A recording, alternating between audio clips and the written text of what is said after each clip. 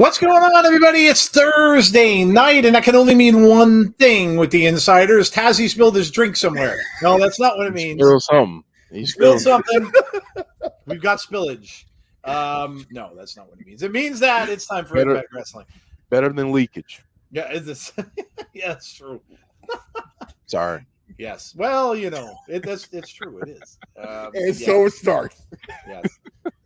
And so it begins. Welcome in, everybody, to our weekly Impact Wrestling stream. We're glad you all could join us tonight.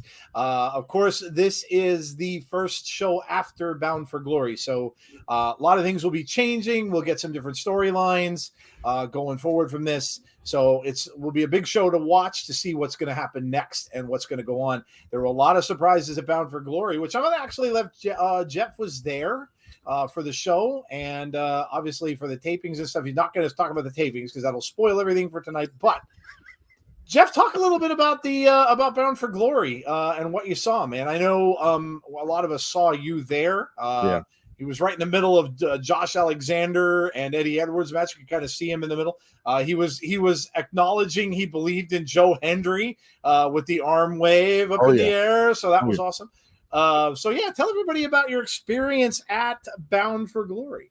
Bound for Glory was awesome. For those people that watched it, the crowd there was electric the entire night.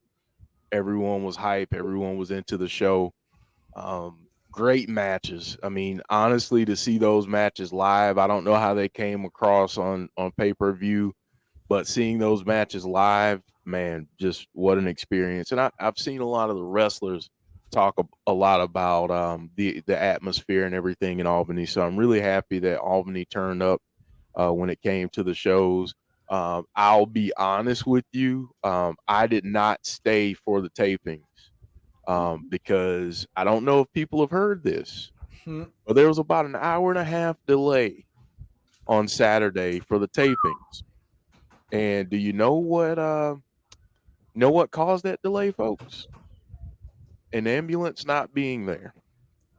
In the state of New York, the New York State Athletic Commission, you have to have an ambulance on site for athletic events, and it was not on site. So, it was, what they did was cool. They had a lot of wrestlers coming out, shaking people's hands, signing autographs, taking pictures. They played trivia. Gia Miller and Tommy Dreamer got in the ring and did trivia and gave away some stuff. It was cool what they did, but honestly, at the point that I got to, I was just like, you know what, I'm exhausted. I had a big thing for work coming up. I was like, I need as much rest as I can get, so that's what I did. But I will say, get your popcorn ready. I believe it's going to be an interesting set of events over the next couple weeks. But yeah, Bound for Glory was dope. And I will say this, Joe Hendry came out Saturday night and was talking with the fans and that kind of thing. He was shooting some videos, so it was a really cool experience. That's awesome. That's awesome. I know Jeff got to hold the Call Your Shot gauntlet. Yes. Pictures taken and stuff with that. So yeah, it's awesome. Very cool. Yeah, it was very cool. And of course, Tazzy is with us. Did you get over your spill? Are we good? Yeah, we're good. I was just making sure I got it before I got electrocuted. That would be. Could you imagine that? Could you imagine we'd be sitting here watching, all of a sudden Tazzy's like on the screen. They're like, oh, okay, you do the shakes. Oh, that's cool. I'm like, yeah. Why is Tazzy glowing? Well, he spilled a drink in a socket. Yeah. I mean, it would be the first time that a streamer like showed electrocution. That too, but without wanting to, did the Harlem Shake. Oh yes, yeah. Can you imagine after that? I also turned to Gold Dust. Oh my god! Our views would go way up if that happened. You know that, right? And so would yours. Popcorn. Not just kidding. Other than that, I guess there's nothing else to do it, right? It's an Impact party, baby. Now it's a party. Hey, We got the sound back. Hey. It's back. Must have been on vacation for Bound for Glory. Yeah, must have been. I think we have BTI on already. I think Yeah, it's already on. Yeah, they started it early. We have the Motor City Machine Guns right now going up against that Shera. And who's with Shera? Singh. There you go. So Shera and Singh going up against the Motor City Machine Guns is BTI tonight. So it is already underway. Let's see. We'll look up some people in. We'll go into some details about what we got coming up and so on and so forth. So we've got Chad in the chat. What's up, Chad? Not a good day for me because one of my aunts passed away in the morning. Sorry to hear, dude. Obviously, thoughts and prayers with you and yours. So yeah, absolutely. We've got Lane. What's up, Lane? How are you? We've got Michael Spikes. We've got Anthony Slate. The ad is most annoying. You're talking about the ads before the YouTube videos? Yeah, they really are. They're all politic ads now. Yeah. They are really annoying. Yes, I agree. We've got Derek. What's up, Derek? How are you? We got James Chadwick, of course. Christopher is here. What's up with you? We've got Anthony Slate, Lane, Michael Spikes, Barry Monkey from Twitch. What's up, Barry? We have Boomers TV. What's going on with you? We have Dylan is here. What's up, Dylan? Bound for Glory was awesome, says Marvin. James is saying, I believe in Joe Hendry. We've got Tazzy, don't disappear like you did when Bray returned. Oh my God, that was so funny. That was, I literally was looking down and Tazzy was just gone. I literally thought you went up in a puff of smoke because he was just gone. I am like, what the hell happened to Tazzy?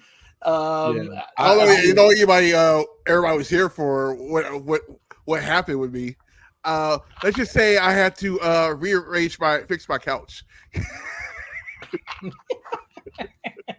All I know is I just see him like he was kind of like going like this, like kind of getting into it, and then the next thing it was just gone. It's just gone. Yeah, like what did he pass out? I thought that either he was, practicing to become a magician or something really cool just happened, which was the case. But that was pretty funny. All I'm gonna say is between Cross and Bray, I'm gonna need a new couch by the end of the year. Man, yeah. I mean, there is a lot going on on that respect. We can probably fit a little bit of it in tonight really quickly before we start. But all right, as far as what we're doing tomorrow, so it will be Jeff has a weekend off because he has to spend the time with the kids, and so Jeff will be off this weekend. So it will be me, Jody, and Tazzy. We will be doing a watch along for SmackDown tomorrow, and we all know why. Obviously, Bray is signed to SmackDown for good. That's all over the place, and that was the reason why Brock Lesnar apparently went to Raw. They wanted to make sure Raw got theirs. So we will be doing watch along. He's going to be there. It will be the first personal appearance, and hopefully we will get some answers with that. A lot of stuff going on. Vincent and Dutch. There's two names out there. Uncle Harper and Uncle Howdy, right? Or Howdy, yeah. Which is Howdy. The first thing it made me think of was Captain Howdy and not The Exorcist. We ain't going there. I thought of it because of Twisted Sister. Twisted Sister had an album out, and they had a song called Captain Howdy on there. And then they did a thing called Strangeland, which was, and the villain in Strangeland was named Captain Howdy. So that's what I thought of right away. But everybody's pretty set on the fact that that's going to be Vincent and Dutch as those two. So it should be really interesting to see what's going on. And it kind of looks like he's going to have some sort of faction. And they did give away on the WWE shop, in case you didn't see it, that he is indeed the Eater of Worlds Bray. You could see the little caption on the T-shirt that I posted. I think I posted it on Twitter, and they talked about. They read some things, and it just kind of said that he's back to that persona or a variation of it. So he will be there tomorrow. So we will be there as well. 7:45 p.m. Eastern Standard Time. We will start. and we will have that for you tomorrow. So again, not miss SmackDown. So especially if you're a Bray fan, so we'll be there to do that. Tazzy has a show afterwards. We're going to stick around for a little bit after because I think Jody asked if Dom would come on from Give Me a Whole Yeah. So he's going to join us a little bit after just to kind of discuss what we saw. And then Tazzy has a show, I believe, right? You're doing a party afterward? Yeah, 10:15. Okay. Yeah. So then go over to Tazzy's and continue the party of the appearance of Bray. If Tazzy's not disappeared, because then all bets are off. But go over to his channel. Hopefully he'll be there.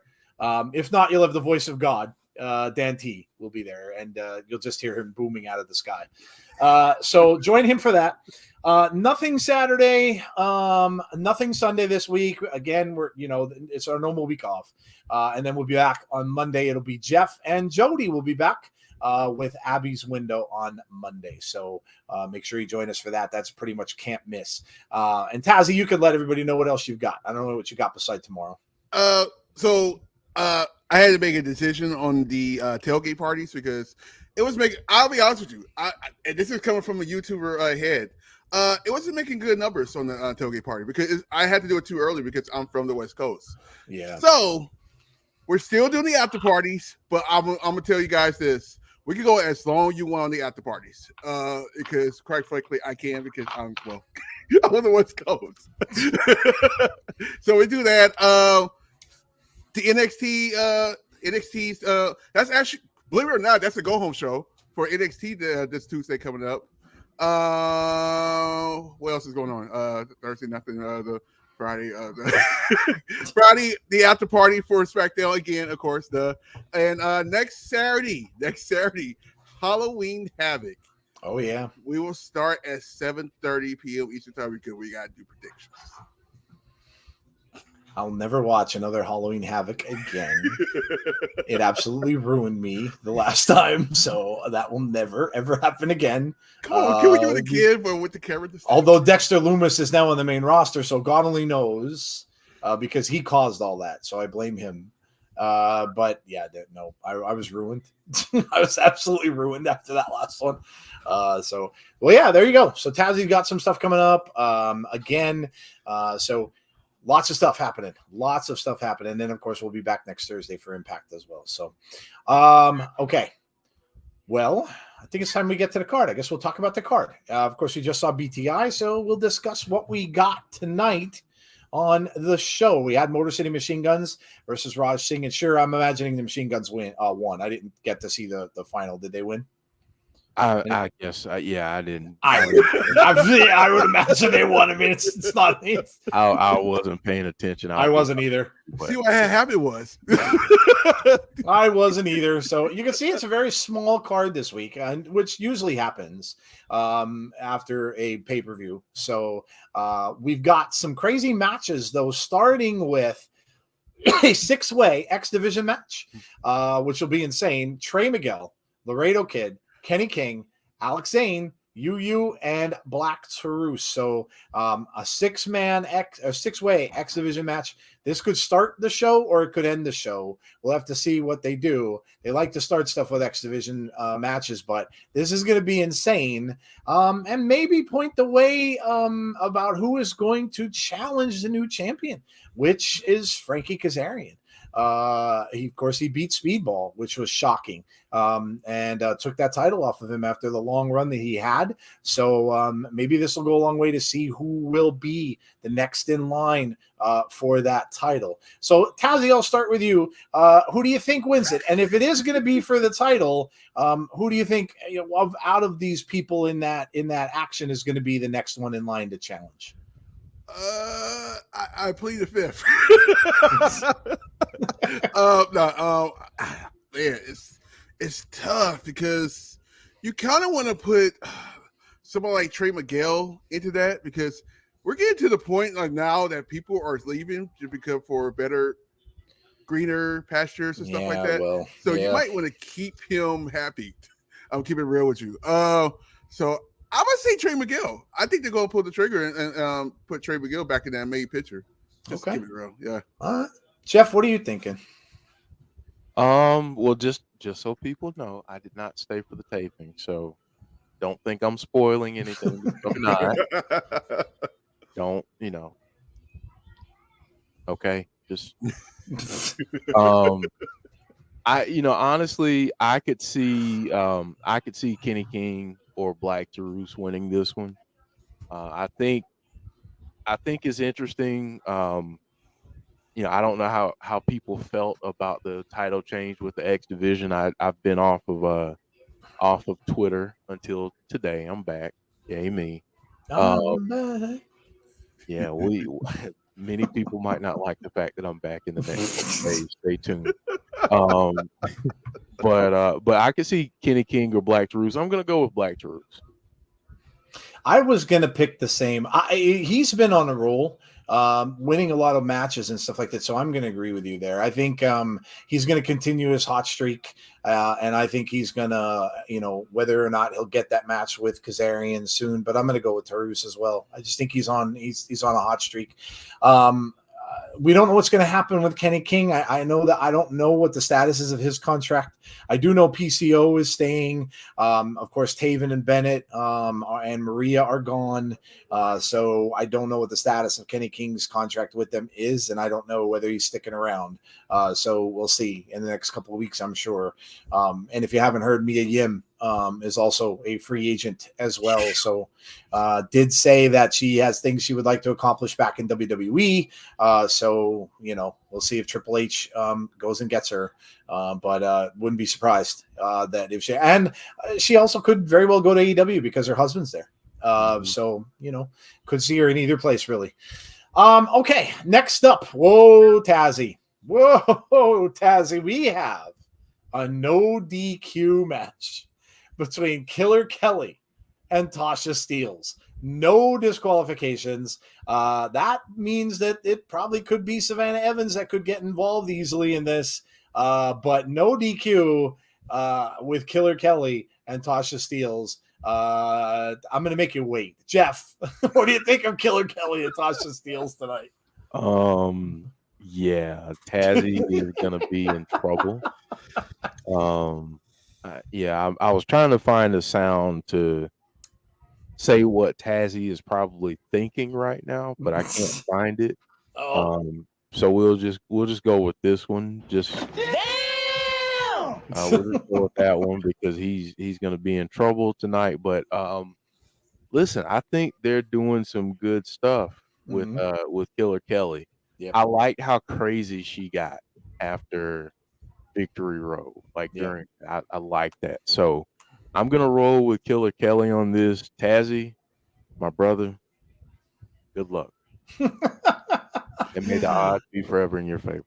I'm going to let Tazzy go last here. I'm going to go with Killer Kelly as well. And Jeff mentioned that once Jordan dispatched of Masha, that Killer Kelly was probably a good reason why they did that. A lot of people were wondering, well, why stop her undefeated streak? But imagine a matchup between Killer Kelly and Jordan, and maybe that's what we're going to get next. He also told me that it could also be because they want Jordan Grace to face Mickey at some point for that title, and that could be next year at Slammiversary, possibly, that they're going to shoot for that. But I'm going to go with Killer Kelly. I think it'll be a crazy match, no doubt. Savannah will probably try to get involved. It is no DQ, but Killer Kelly does enjoy pain. And so it's a little hard to hurt people that like pain, Tazzy. But go ahead, man. Can you even pick here? I mean, can you even choose a winner here? Yes, I can. My apartment. Hold on. It's gonna be a quick silence for a quick second. Hold on.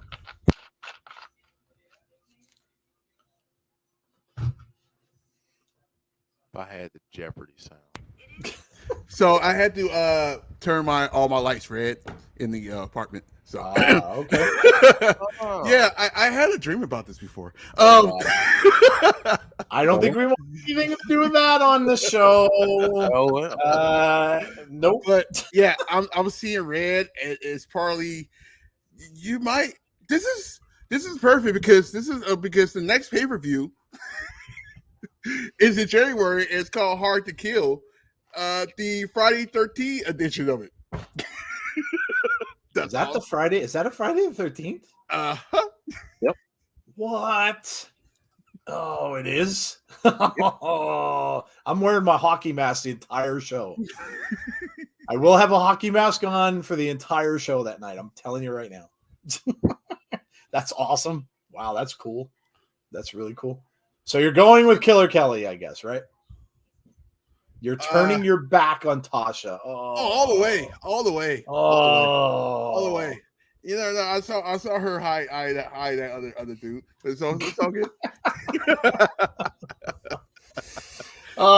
Andrew says he agrees with you. He's going with Killer Kelly as well. Marvin says, I want Tasha to win, but I have a feeling Killer Kelly is going to win. Yes. Derek says, Jeff, we want our win back. We're talking football. Derek, no football here. all I'm going to say is this about that. I'm a Bucks fan, and I wanted to hand y'all lubricant and stuff too, because y'all got screwed big time on that one. Oh, the roughing the passer call. Yeah, y'all. Yeah. They got screwed so hard. I thought we were going to buy them dinner after, but we didn't. So I'm sorry. Yes, we'll just take that dub, Derek. We'll just take that dub.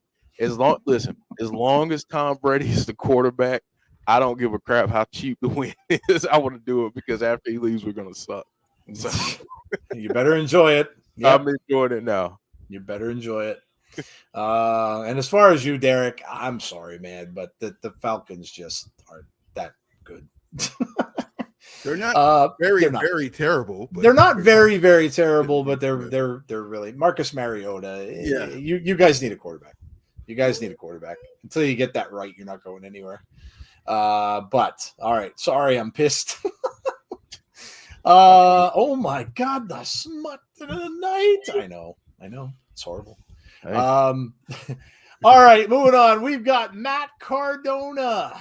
Matt Cardona's back against Bhupinder Gujjar. So Cardona is back. And of course, we saw that on Bound for Glory, back from his injury that he was out for a good long time. So very interesting here.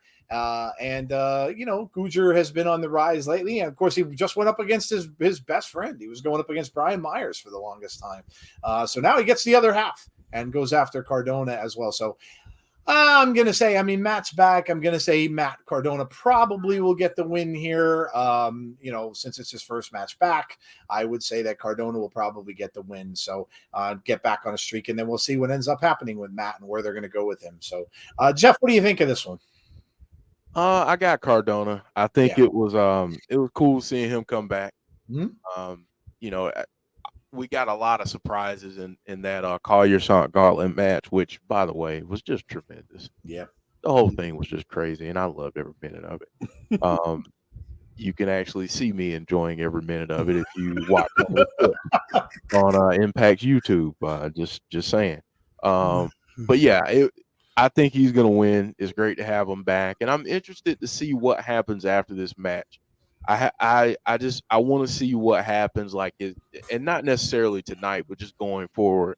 Does he realign himself with Brian Myers? Does he end up challenging for the digital media championship again? What's going to end up happening with them after this match? Yeah, absolutely. Good call. Tazzy, what are you thinking? Matt, all the way. They don't bring people back just to bring them back. So honestly, that's the one thing about Impact Wrestling. They bring people back for a reason. So I think they got something big for Matt Cardona. We just don't know what it is. Yeah, I'm sure they do have plans for him. He's been going back and forth between Impact, NWA, and of course he's out on the Indies. He's at GCW a lot as well, so he keeps himself busy, gets himself out there on the socials and stuff as well. So yeah, I would be surprised if Cardona didn't win here. My dad met Vincent at the hotel today in New Orleans just now. He doesn't know who he is. Oh, hey, hold on, wait. Where's SmackDown this week? New Orleans. Who else is on SmackDown this week? Mr. Bray Wyatt. Wait, I think it might be somebody. You know, he used to wrestle a little bit ago. Wait a minute. There was something with B. I think it's Wyatt something. Is it Wyatt something? Yeah, It might be. I think it's Wyatt something. All right. Well, you know, if he doesn't bring those two out with him, I think everybody's probably going to be like, it would be a shocker at this point if those two don't come out. I think that's how they're going to start it. We'll talk about that in a minute. Let's finish the card. Conrad is here. What's up with you, Conrad? How are you doing? All right, we have one more match. We've got Vexed and Gisele Shaw. And remember, this happened after Bound for Glory. Gisele met with Vexed afterwards because they lost the titles to the Death Dolls. So Gisele said that, she kind of teamed up with them, I guess, to help them get their titles back. So the Death Dolls, of course, are Taya and Jessica and Rosemary. And of course, they did win the titles from Vex, which was another kind of a shocking result from Bound for Glory. So they're going up against each other in this one. This ought to be good. We'll see what happens with the Death Dolls. Always wondering if they're going to implode at some point with Rosemary there. They look like they were on the same page at Bound for Glory, so we'll see. But this should be an interesting match. Tazzy, what do you think of this one? They're on fire. Death Dolls on fire. Mm-hmm. Don't be surprised if this is kind of like one of the big events on for that Friday the 13th of Hard to Kill. I'm just saying. And I'm just kidding. I'm just keeping it real. Don't be shocked if somebody else turned up on that day too. Just throw it out there. I'm just saying. I know what he's thinking. I will be jumping off my couch again. Tazzy will disappear again. Tazzy's couch. See, what you don't know is Tazzy's couch has a big hole in the middle of it. And when he gets all excited, he just falls right down. It's like a pit. And he falls into the middle of the hole, and then he has to climb back out of the couch. You ever see those like Ziggy commercials where all you see is the top of his face and his nose? That's Tazzy, like trying to look it up from his couch, trying to climb I'll be like Dexter Lewis on that. Yes, that was hilarious. By the way, that was. Did that not remind you of Whack-A-Mole? Yes, it did. It did remind me of Whack-A-Mole. All he needed was a hammer. If he was trying to hit him with a hammer, oh my god, that's it. You know what? I was gonna say this about Tazzy's couch. Mm-hmm. Tazzy was so pumped up and ready for Bray Wyatt's return. And we got to talking about the White Rabbit and stuff like that and going down the rabbit hole. He just created his own. Mm-hmm. That's all. He just in his couch. Let's just say I'm ready to go down the rabbit hole more tomorrow. There you go. Yeah. I think everybody better get prepared for that one.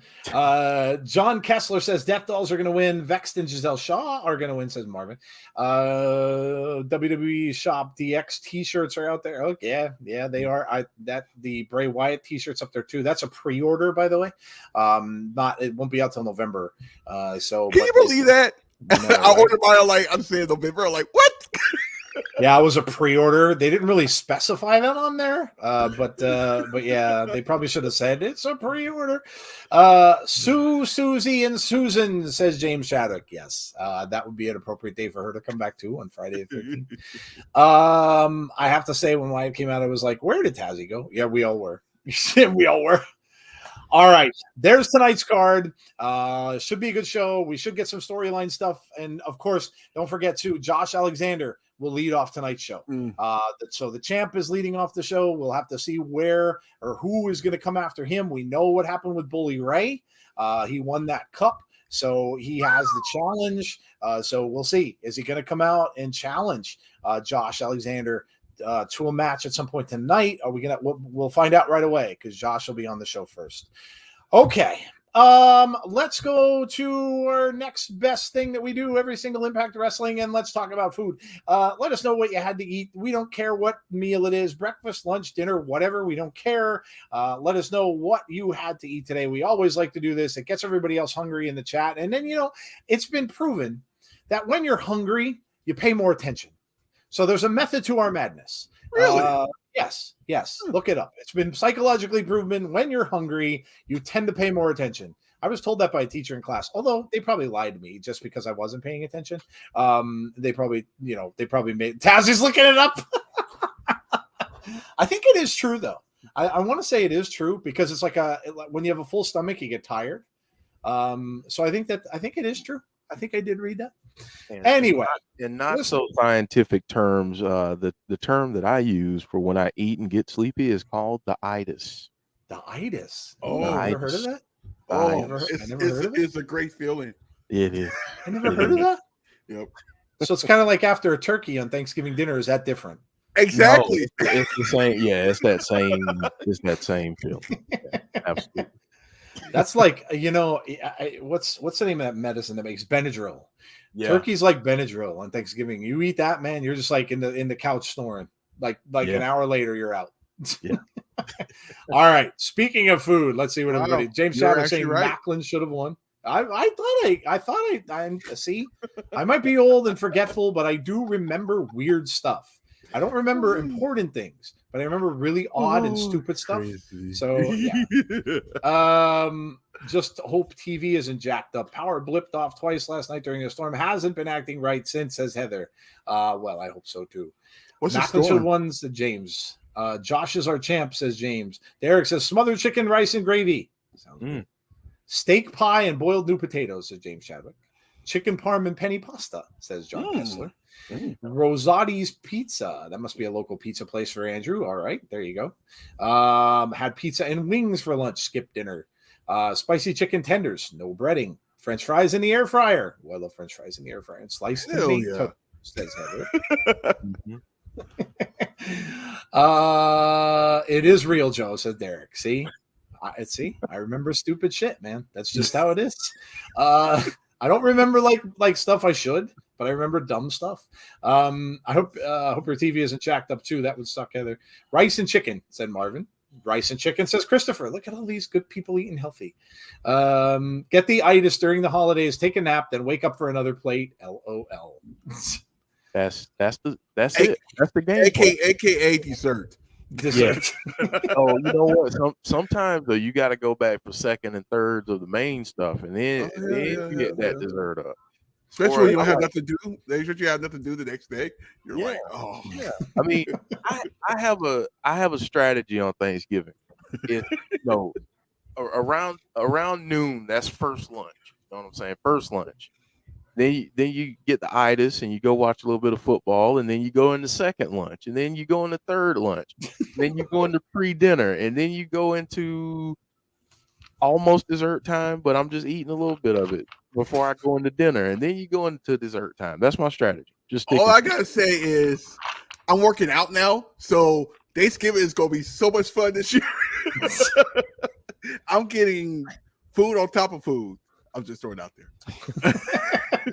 Barry Monkey's eating shepherd's pie. I love shepherd's pie. That's good stuff. Gorditas. Oh my God. Are you taking all this Mexican stuff, Melissa? Gorditas. Chicharron. I think that's good. Chicharron. Drank Mexican Coke. Okay. Yeah, yes, do know the Mexican. Hey, Ronnie, how are you? The Cook says, greetings from Mexico City. Just flew in for Triple H Triple Mania on Saturday. Wi-Fi is sketchy here in the hotel, but I'll stay with you as long as that's awesome, dude. Enjoy. Have fun. Have fun. Watch your language. Me? Are you talking to me? I didn't say anything. Come on. I said the SHIT word. That's nothing. Marvin's now speaking Spanish. I'm just, nope. I'm not even bothering with that. Fish tacos with habanero sauce and ice cold Dos Equis here in the hotel. There you go. There you go. Drink responsibly, Coop. Drink responsibly. Derek says he could use some nice tamales right now. Who's watching Halloween tomorrow? I will be. Right after our stream is over, I'm going right to Peacock and watching Halloween Ends. Yes. I think everybody is. Yes, I will be for sure. I won't get to because my kids will be with me. That's right. Jeff can't. So I can't. So you all watch for me and root for me in spirit. Because I cannot imagine watching that on the big screen and one of my kids waking up in the middle of the night. Hey, Dad. And then, oh my God, what is that? I don't want to do that. I don't want to traumatize them. I'm gonna wait until Jeff. You can sneak it on Peacock. It's simultaneously playing on Peacock. I know, but you can watch it on the little screen. Put it on your phone. See, I just feel like that's just a disgrace to. Yeah, I feel like that's just disrespectful to Michael Myers. Like, if I'm gonna watch Michael Myers slash people up, I want to watch it on a 55-inch TV screen. Very true. Good point. Good point. Yeah, the blood and the gore just doesn't come through on a small screen. No. Good point. How does it end? Why are you assuming I know, Derek? Why are you assuming I know? Wow, look at that. I do, but I'm not going to tell you. See, I told you guys, I spoil myself. I don't even know that I did. It came out a little while ago, probably about a month and a half or 2 months ago. And I watch a channel sometimes called Slash and Cast, which is a fun channel. The guy does like a lot of stuff on different slasher films and slasher video games and stuff like that. So they talked about it a little bit, and we're kind of talking about parts of the script and stuff. I don't know how true it really is, but we'll see. We shall see. Now, I can't give you a theory, Derek, because if I give you the theory, it's going to maybe spoil it, so I don't really want to do that.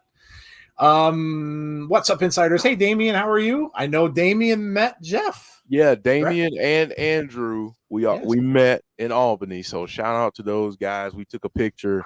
They were really cool, really dope to see people that support us out and about. So yeah, that was cool. That was cool. That's awesome. Well, there you go. And Michael King says hello. All right. Well, there you go. We got the food stuff in. And we are about, let's see, we're about 4 minutes away. 4 minutes away from the start of the show. So we can talk about whatever you want for 4 minutes. So I know everybody's itching to talk about the whole Bray Wyatt thing. What we do know is he will be on SmackDown. What we kind of think we know is that he's going to be with two people, two of the uncles. Will be possibly with him. What we don't know is everything else. What's he going for? What's he coming after? Who's he going to wrestle? It's all theory at this point. We know nothing else. We will find out, I'm sure, tomorrow. And it should be very, very interesting to see what exactly it's going to be. Is it Wyatt 6? Is it going to be a faction? Kind of looking that way a little bit. Are they all going to come out at once? Probably not. And who is it going to be? Who is he going against? A lot of people are saying if it's 6 people, it's Roman. He has to be going after the bloodline with that many people. I don't know. And I can go to you guys because I want to hear your theories too. I'm saying Braun. And I'm saying Braun just because number 1, he's on SmackDown. Number 2, it seemed to me like with all the stuff we got already, he wants to bury his past. The thing about the whole mind is him being used to think that what did he say? Used to think that being trapped inside that place in my mind, that quote that he had. I think that, and Jody mentioned we think that's the funhouse. And if that's true, I think that all the puppets and stuff that we saw were him just putting his past behind him and burying that part of it. And I think if that's true, he'd want to bury Braun too, because he's a big part of his past. And Braun is definitely a face. And if Bray is going to be a heel coming back, I think that'd be a pretty good matchup for him to be back. The other logical thing I look at it is the other guys have matches. Drew and Cross are going to continue their feud. Roman has a match coming up with Logan Paul. It looks like the Sammy thing is going on there too with him and Jay. So I don't think that's going to happen right away. And if that's the case, who do you put him up against? So I went with Braun. What do you guys think? I'm curious because I haven't heard. Jeff wasn't on Abby's. So Jeff, what do you think? Who's his first target? That's a good question. Because there's so many, but you want to start it out the right way. Mm-hmm. You want to start it out the right way. So I think it would make a lot of sense for it to be Braun. I believe. I don't think you jump right into the mix with Roman. Yeah. I don't even think you start down that path. Yep. Here's someone else that I would throw out there. What about Drew McIntyre? Yeah. Yep. It would be different. Not many people would see it coming. They were doing some work before Bray got released before. They were doing a lot of things on house shows. So, I could see something like that. And, Drew has been teasing that he wants to go back to a different gimmick.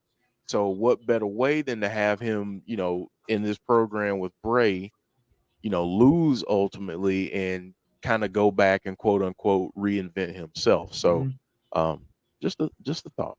Yeah, it definitely could be.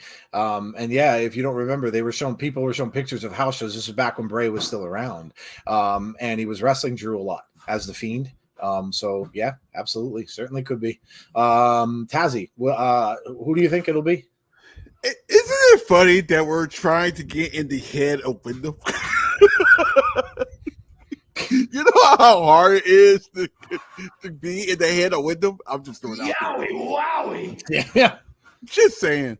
Oh man, Braun makes the most logical sense. Drew makes a lot of sense. I know before the pandemic happened, there was two like dark matches that he was doing. Drew McIntyre and The Miz. Obviously, it's not gonna be The Miz because The Miz is on Raw, unless Dexter Lewis is in this too. Just saying. I definitely can see a lot of stuff. I don't know. I'm trying to picture what he's doing, unless he's like picking his spots right now. Like he can do that. Like he's like there, like he's watching over everybody and like, okay, this is what we're gonna do. Let's go after him. Who knows? It's so hard because like the way he came on Saturday, he didn't say nothing. All he just showed up and like, hey, by the way, the after part when the golf air, it was so much fun because he acknowledged the fans and everything like that. That was really cool. So shouts to Wyndham on that. You can go back and watch some YouTube videos that people took that were at the arena. There was a guy that took one that was really up close. I did read that he did say something when he blew out the lantern. We couldn't hear it because the crowd was so loud it blew out their mics. It messed up the mics. The mics were wireless, and the wireless mics got drowned out with the noise, and you couldn't hear what he said. Don't give in to, again, you're going to see a lot of stuff. You're going to see a lot of hatred. You're going to see a lot of love, both sides of it. Don't give in to a lot of these rumors right away, because already they had said somebody started a rumor about that Rob Fee guy getting heat already, that people don't like him. It's a crock. There's so much, and it came from a source who I personally wouldn't listen to. I'm not naming any names because there's no need. But the other sources that are a little more credible came out and said that it's absolute garbage. It's stupid. People are going to look, his name is going to get clicks. Bray's name is, no matter what, whether it's good or bad. So yeah. We're waiting on Impact Wrestling. I hope they're not going to start off with this kind of stuff now. I mean, we did have to wait live for an hour and a half Saturday night. Oh, God, imagine that happens with the taping. Hey. That would suck. We haven't had to do that in a while where we filled dead air. What did we do? I can't remember. I just remember we filled dead air for about a good hour, and then we gave up because we're like, yeah, this isn't going to happen. By the way, side note, did you know I almost got to meet Dave Meltzer? Oh my God, really? Where was this? So a certain president of a team met Dave Meltzer, and he actually told me, he was like, hey, I met this guy. I know you're a wrestling fan. I met this guy, and he's like a wrestling writer. I was like, and then my head was like, I have a feeling who it is. Who is it? He's like, Dave Meltzer. I'm like, and I was like, yeah, he's probably gonna come to one of our games. We'll probably lose like 10, 20 straight after that. But yeah, he was like, yeah, I'll probably bring him in a couple of games to probably bring him and you can meet him. I'm like, okay. So it's still a possibility for next year. Well, that'll be interesting. Be an interesting conversation. Hey, you guys already know I don't bite my tongue. Oh God, that's that. And he was one of the people. I mean, it's just the commentary is just ridiculous. Like, why would you? There was no reason to say what he said, and like it doesn't even come up in casual conversation. Why? And that's why I know. And I had said that day that it's just old school trash journalism. That's really what it is. And because we learned that when I went to college classes back in the 80s, when you learn from these old school writers, they would tell you it doesn't matter if it's good or bad. It doesn't. As long as it gets attention, it doesn't matter. If you put out garbage or if you put out good stuff, it doesn't matter. If it gets attention and it sells, well, back then it was if it sells newspapers. Now it's if it gets clicks. It's just a different thing, but it's all the same. And it's ridiculous. I met Dave Meltzer once. He gave the meeting 5 stars. That's pretty good. That is pretty good. It's pretty good. We're still really waiting.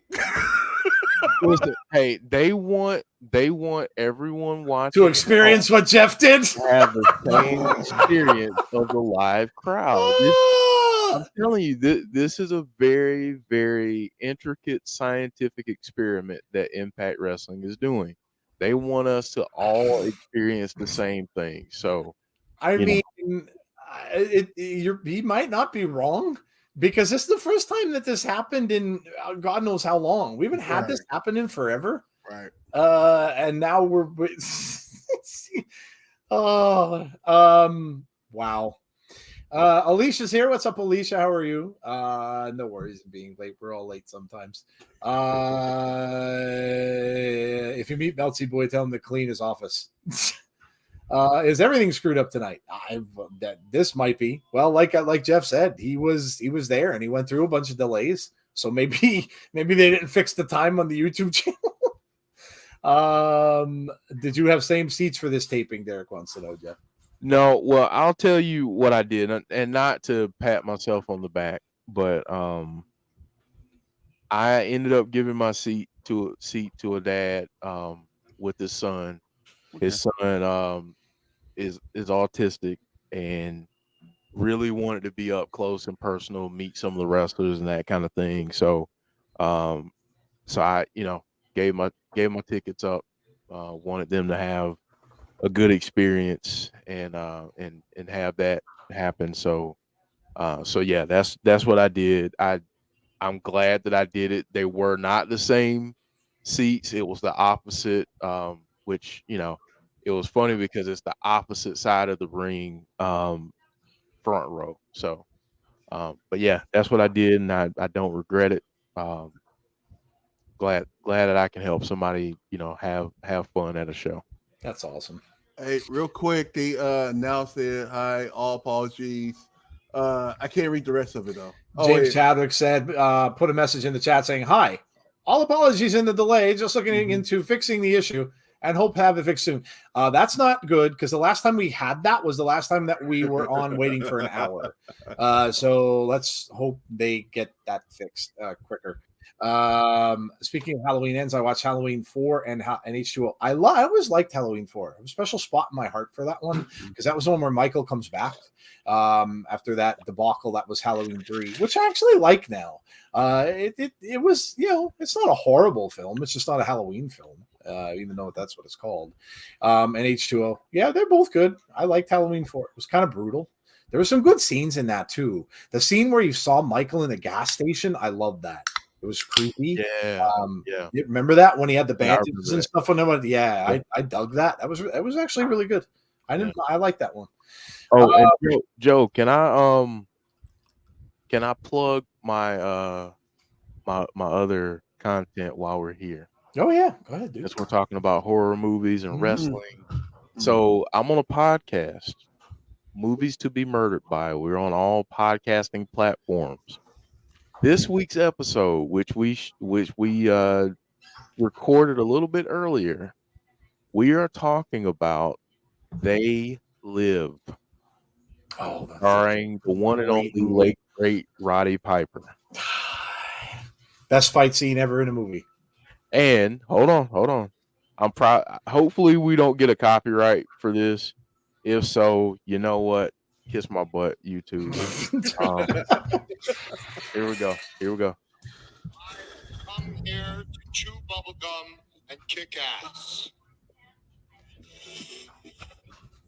And I'm all out of bubblegum. One of the greatest lines ever. And then you come to find out in that biography that he actually had that written in a notebook. Yep.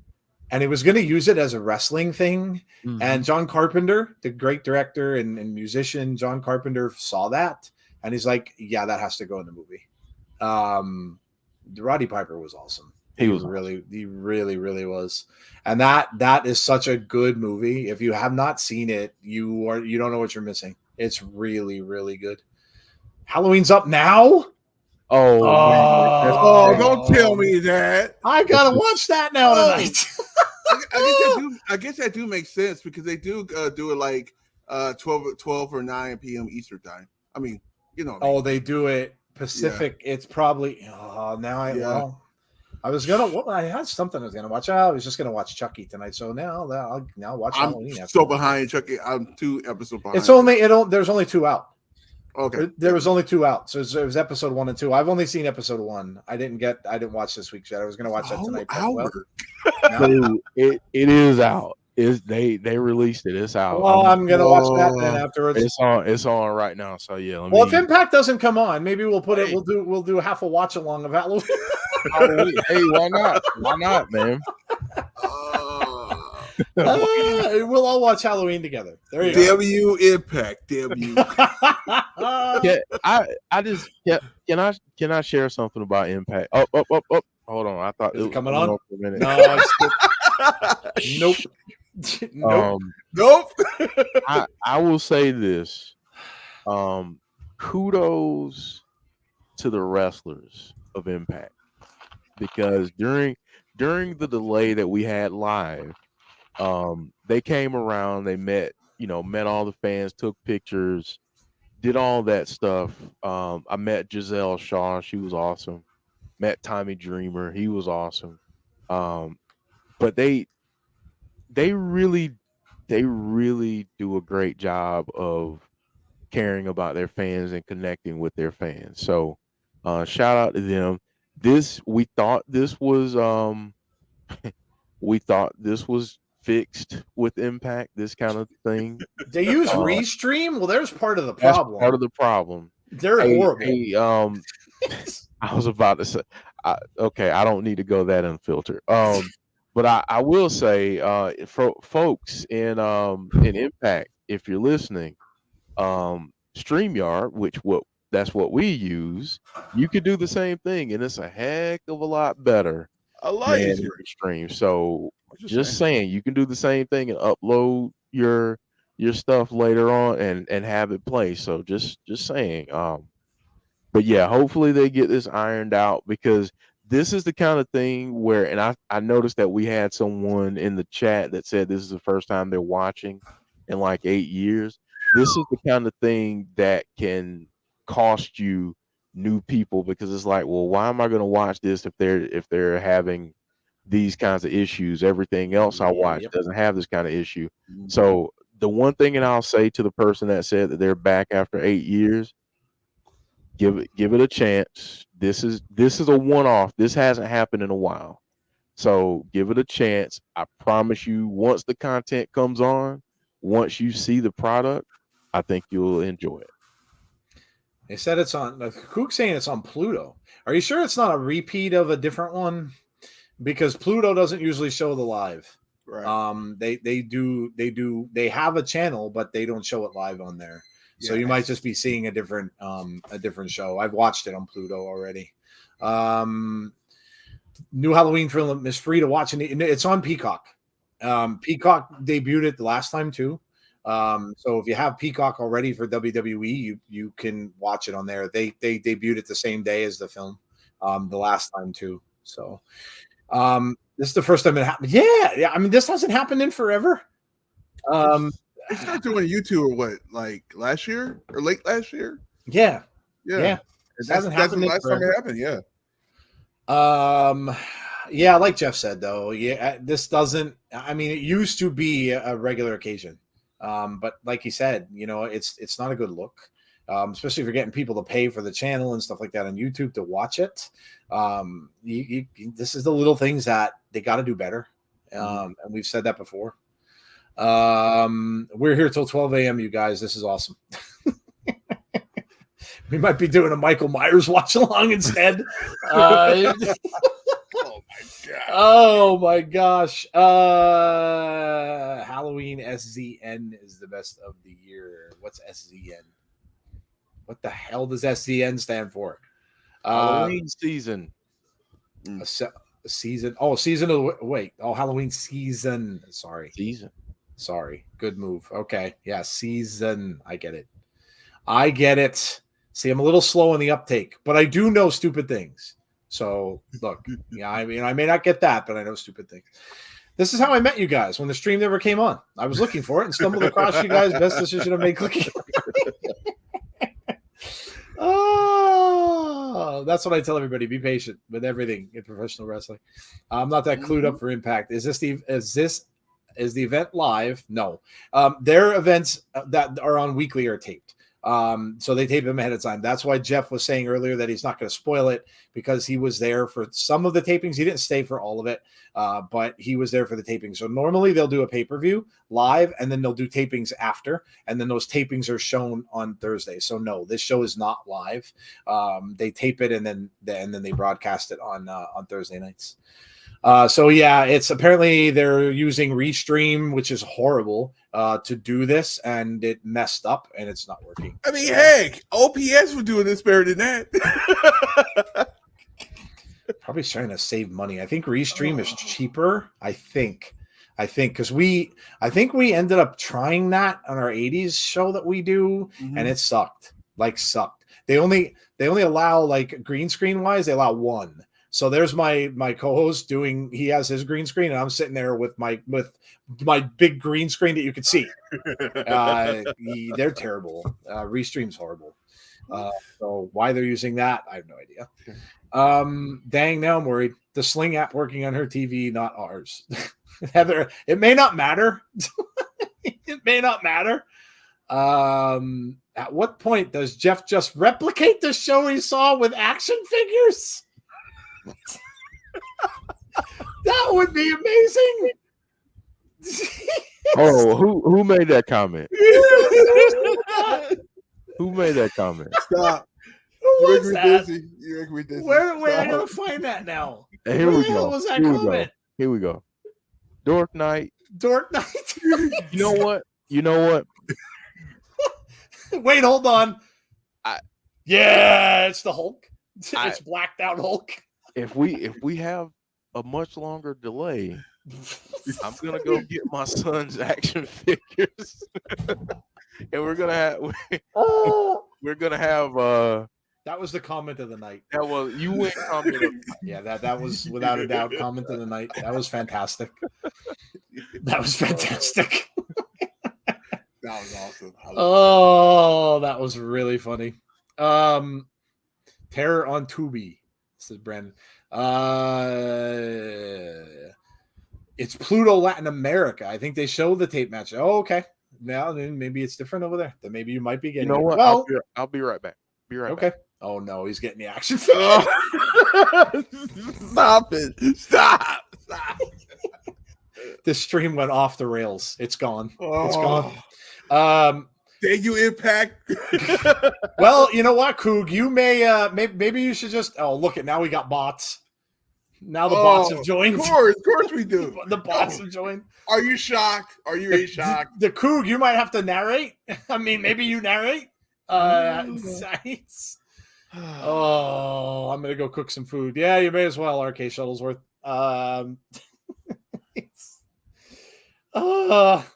Well, gotta be patient, I guess, and see. I mean, I hope it doesn't go too long because this is what happened the last time. They went well after 9 o'clock, and then finally it got to be like 9:30, and everybody gave up. Yikes. Anyway. I mean, at this point, I might just get the rest of my my meatloaf and just eat it. Did you get a lot of rain? Yeah, we did. Yeah, it rained it rained a lot up here. It was pouring earlier when I was working. You could hear it when I'm in Best Buy, the metal roof. You could hear it on the metal roof, and it was loud. Yeah, it was raining pretty good. No, there they are. Oh, that's a good two. That's a good two. I picked two Impact legends. Okay, Yep. AJ Styles and Sting. So, hey, And I'll bring Michael Myers to the party. Michael Myers is a special guest referee. It's toy time on the Insiders. My God. See, they should stick with Twitch and Access TV. I'm just saying. Listen, Impact likes to copy from us. We know that they've done a few things before, so why not just use, like Jeff said, use the thing we use for streaming. All I had to do is record. We're getting bad now. Derek said, "My perverted question to Jeff: how did Mickey smell?" Oh God. Oh, we're getting off the rails. That's off the rails. Yeah, we're getting off the rails. That's a. I don't even know how to answer that question. No, I don't, and I don't know. Done. And you know You're what? done. I don't know that you should, and I don't know that I should. Nope. So, for the sake of everyone in this conversation right now, I'm just gonna say it was lovely meeting Mickie James. She was very nice. I'm sure. She was extremely nice. I was, that was awesome to meet her. So. Conrad shared me something with Eva Marie. What was it, Conrad? Because I can't listen to the music, obviously, online. So what is this? She's holding... Oh, man. Eva Marie's teasing. She's holding a Lily doll. Eva Marie is... it says back to WWE? Ooh. She's holding Lily. And it says back to WWE. Wait a minute. Did Alexa not beat her? Yeah. Oh, that's interesting, actually. Wow. Okay. That's interesting. I see you, Triple H. I see you working. I see you. That's interesting because, yeah, she did have. Okay. All right. People aren't going to like it because they want Alexa to be with Bray. But, yeah. Okay. All right. Dear me. Oh, no. No more Eva Marie, says Heather. I don't understand why there's so much hatred for her. Like, I don't get it. People just really just don't like her. And I don't know. I don't know why. I guess it's more because she feels... I don't know. It's weird because I feel like she feels fake, but you actually see her talk actually outside of WWE. She actually a really good person. So yeah, I don't know why everybody hated her. I don't know really where that came from. Well, I know where some of it came from, but I don't want to go there. Yeah. I'm so glad Impact Wrestling going forward that they are using the hard cam showing the show like WWE, AEW, and old TNA. What's up, IPW crew? What's up, Brandon? How are you? Eva Marie, see? LMAO hard pass, says Alex. Triple H is making Scott D'Amore step his game up. Eva isn't a great wrestler, but she is really attractive, says Christopher. Eva is a talentless hack. She has zero talent for wrestling. Wow, that's brutal. That's just brutal. What's up with Eva Marie? Fill me in on her. We don't. Conrad sent this over. It's from her Instagram, and the Instagram just said here. I showed it on the screen. That's her Instagram, and it just says back to WWE. I can't play it because it probably is going to have music there, and I don't want to get copyright stricken. Right. But she's holding a Lily doll. So I would assume, but I don't know. She could just be teasing, but I don't know. Maybe she's going after Alexa Bliss. I don't know. I don't know. Well, we can play this game because this was out there on Twitter, and I guess I can go roundtable with Tazzy and Jeff with this too. We'll go back to the Bray stuff since we're doing SmackDown tomorrow. By the way, you know what? Hold on, wait. Now, Derek just brings up a good point. He says Bray did use an Eva Marie gif in response to Jody the other day. Just saying. Was that Eva Marie? I didn't know who that was. That was Eva Marie. That was. Oh man. Boy, how quickly the tide would turn on her if she was part of Bray's faction. All of a sudden, she'd be the most popular female wrestler in WWE. Yeah. She could be trolling. Yeah, sure. There are a lot of people that are. But he did use a gift. I didn't realize that was her because she had purple hair. I didn't know that was her. Oh, that's interesting. I'm going to ask you guys this, and hopefully it'll start soon. If there is indeed going to be a faction, and I know C Wrestling did a video on this and stuff too, but I want to get your guys' opinion. Who's in it? Now we know, or at least we think we know, that we've got Vincent and Dutch. So that's two, and it seems as if they're going to be those uncles. Which one will be Howdy, and which one will be Harper? Which I love, by the way. It's a tribute, obviously, to Luke Harper. But who are the other three? Obviously, it's those two and Bray. So who are the other three? I'm going with Bo Dallas as one of them, Bray's brother, and it goes back to an interview that was done, and I shared it. That they interviewed Wyndham. It was an interview he did in England. Or an English show, and he had asked him, if you ever reformed the Wyatt family, are you considering your brother? And he said, absolutely. He's asked him if he'd be a part of it, and he said, without a doubt, was his answer. So I'm going with him. And then you need two more. There's a lot of word about Eric Rowan.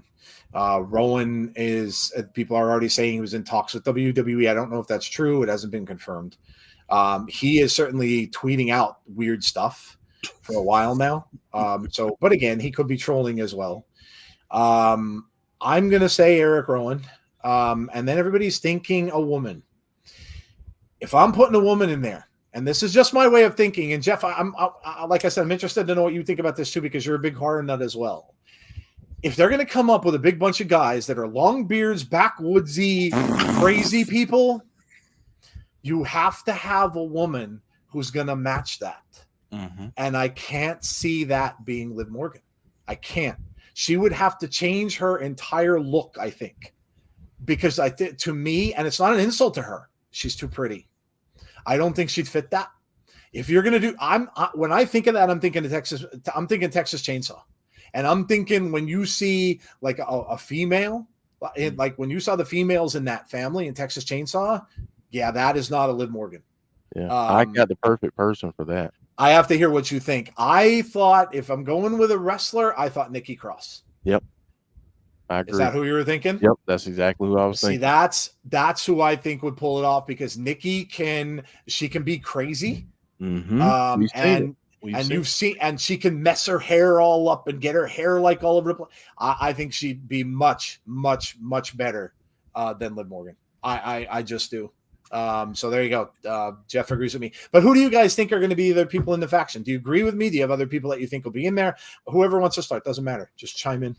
I actually agree with the Nikki Cross. If anybody remember, she was in the faction before.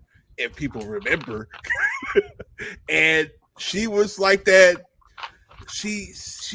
How can I put this? She was like that person. Like she wasn't getting involved, but she was like there, like, hey, don't mess with me. You know what I mean? Like she had her face covered and everything. It's when it's Sandy. Oh God! Please bring that back to Triple H. Some kind of way. Oh, please. Hey, wait! Can I give you some news on that front? Yeah.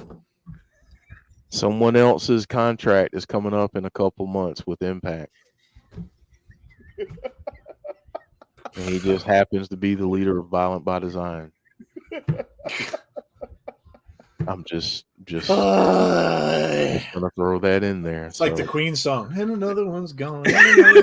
Another one. I don't know what's gonna happen. He might resign, but that's the news that's out there. So, a lot of people saying they agree with Nikki Cross. I just think she could play crazy better, and also think about it this way: if he has a vendetta against Alexa, Nikki Cross would also have a vendetta against Alexa.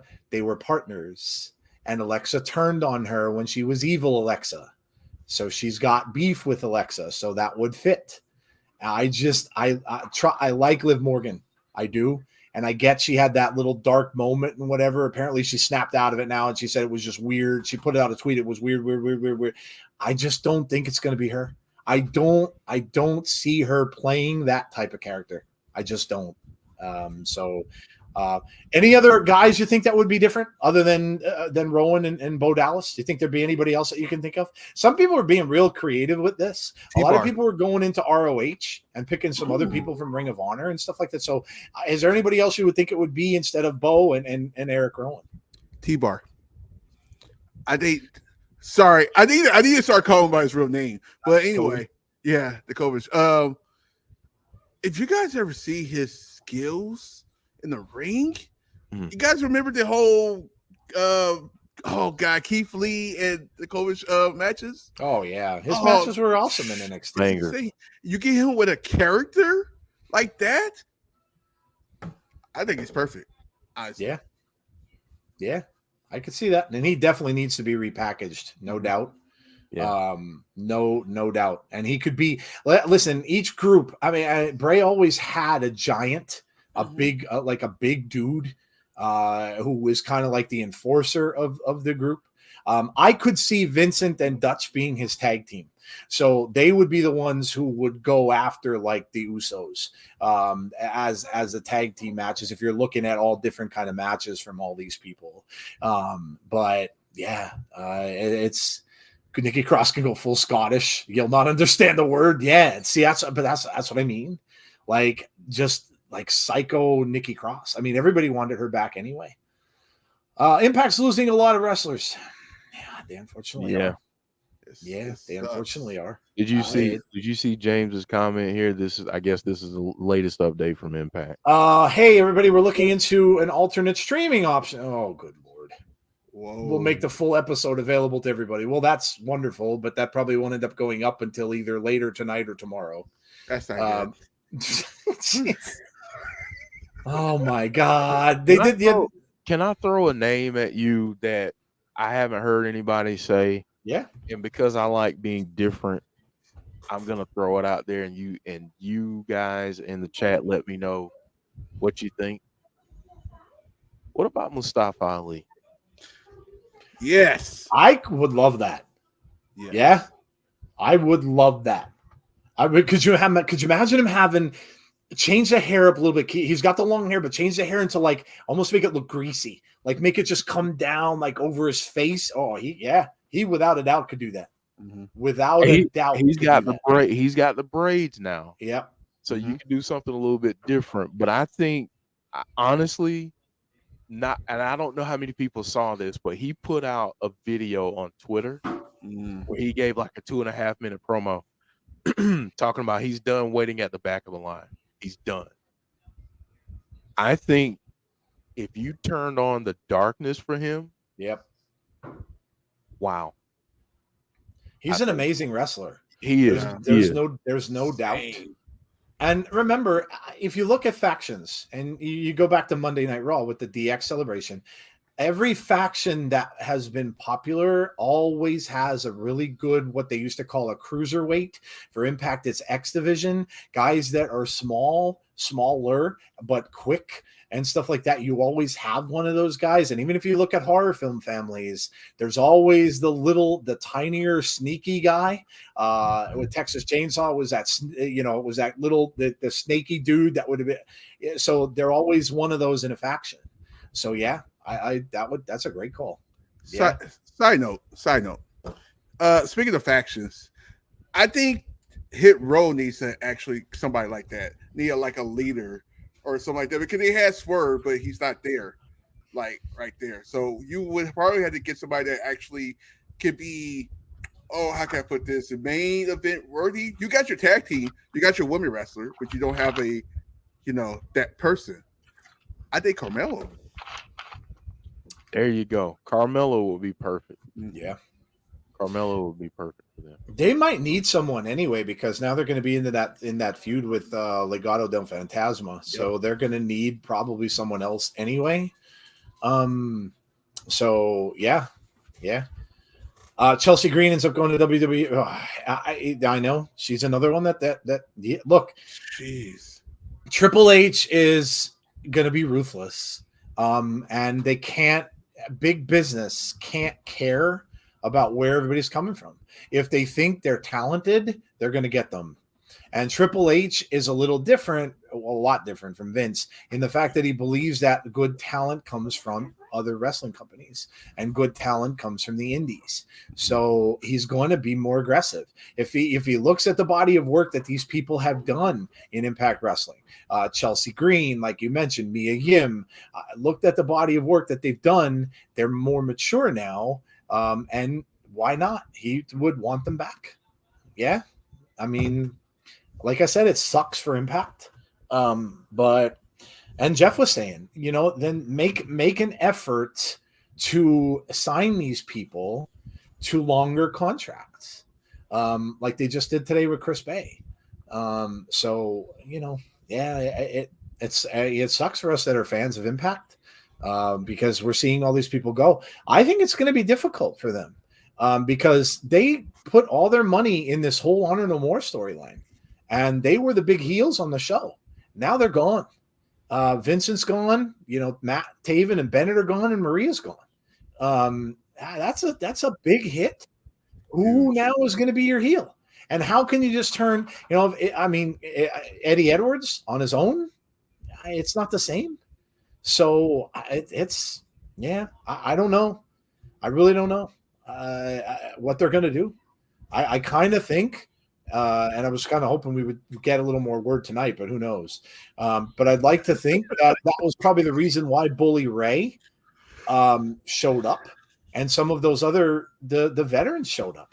Bully Ray and Dreamer bots, and why they showed up, because they lost too many people. So I don't know. I love the show, and we've said it before. Jeff said the same. And we all love it. You guys are here. You watch it with us. But they got to do a better job at keeping people. It's just too much. So, yeah. Eddie shot himself in the foot agreeing to a heel turn, says Heather. Impact Wrestling needs to go back to what they used to do when it was old TNA. They would sign people left and right.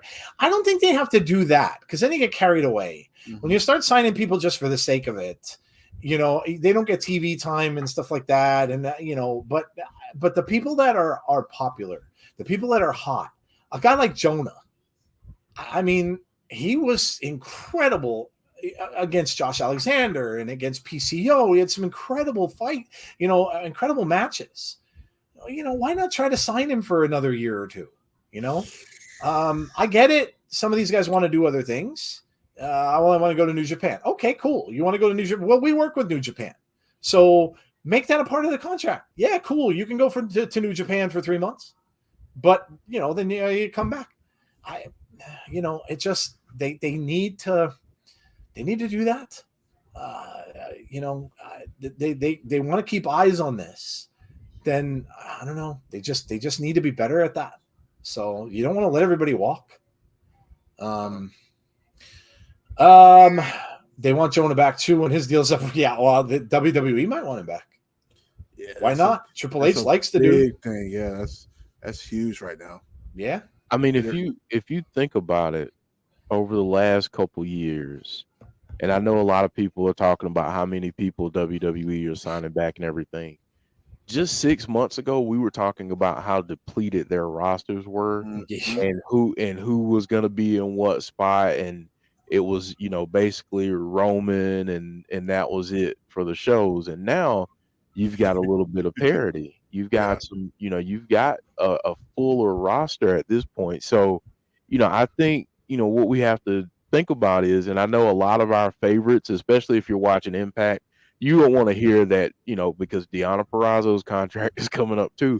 You don't want to hear that she's leaving Impact Wrestling because of what she's done over the last 2 years. Yep.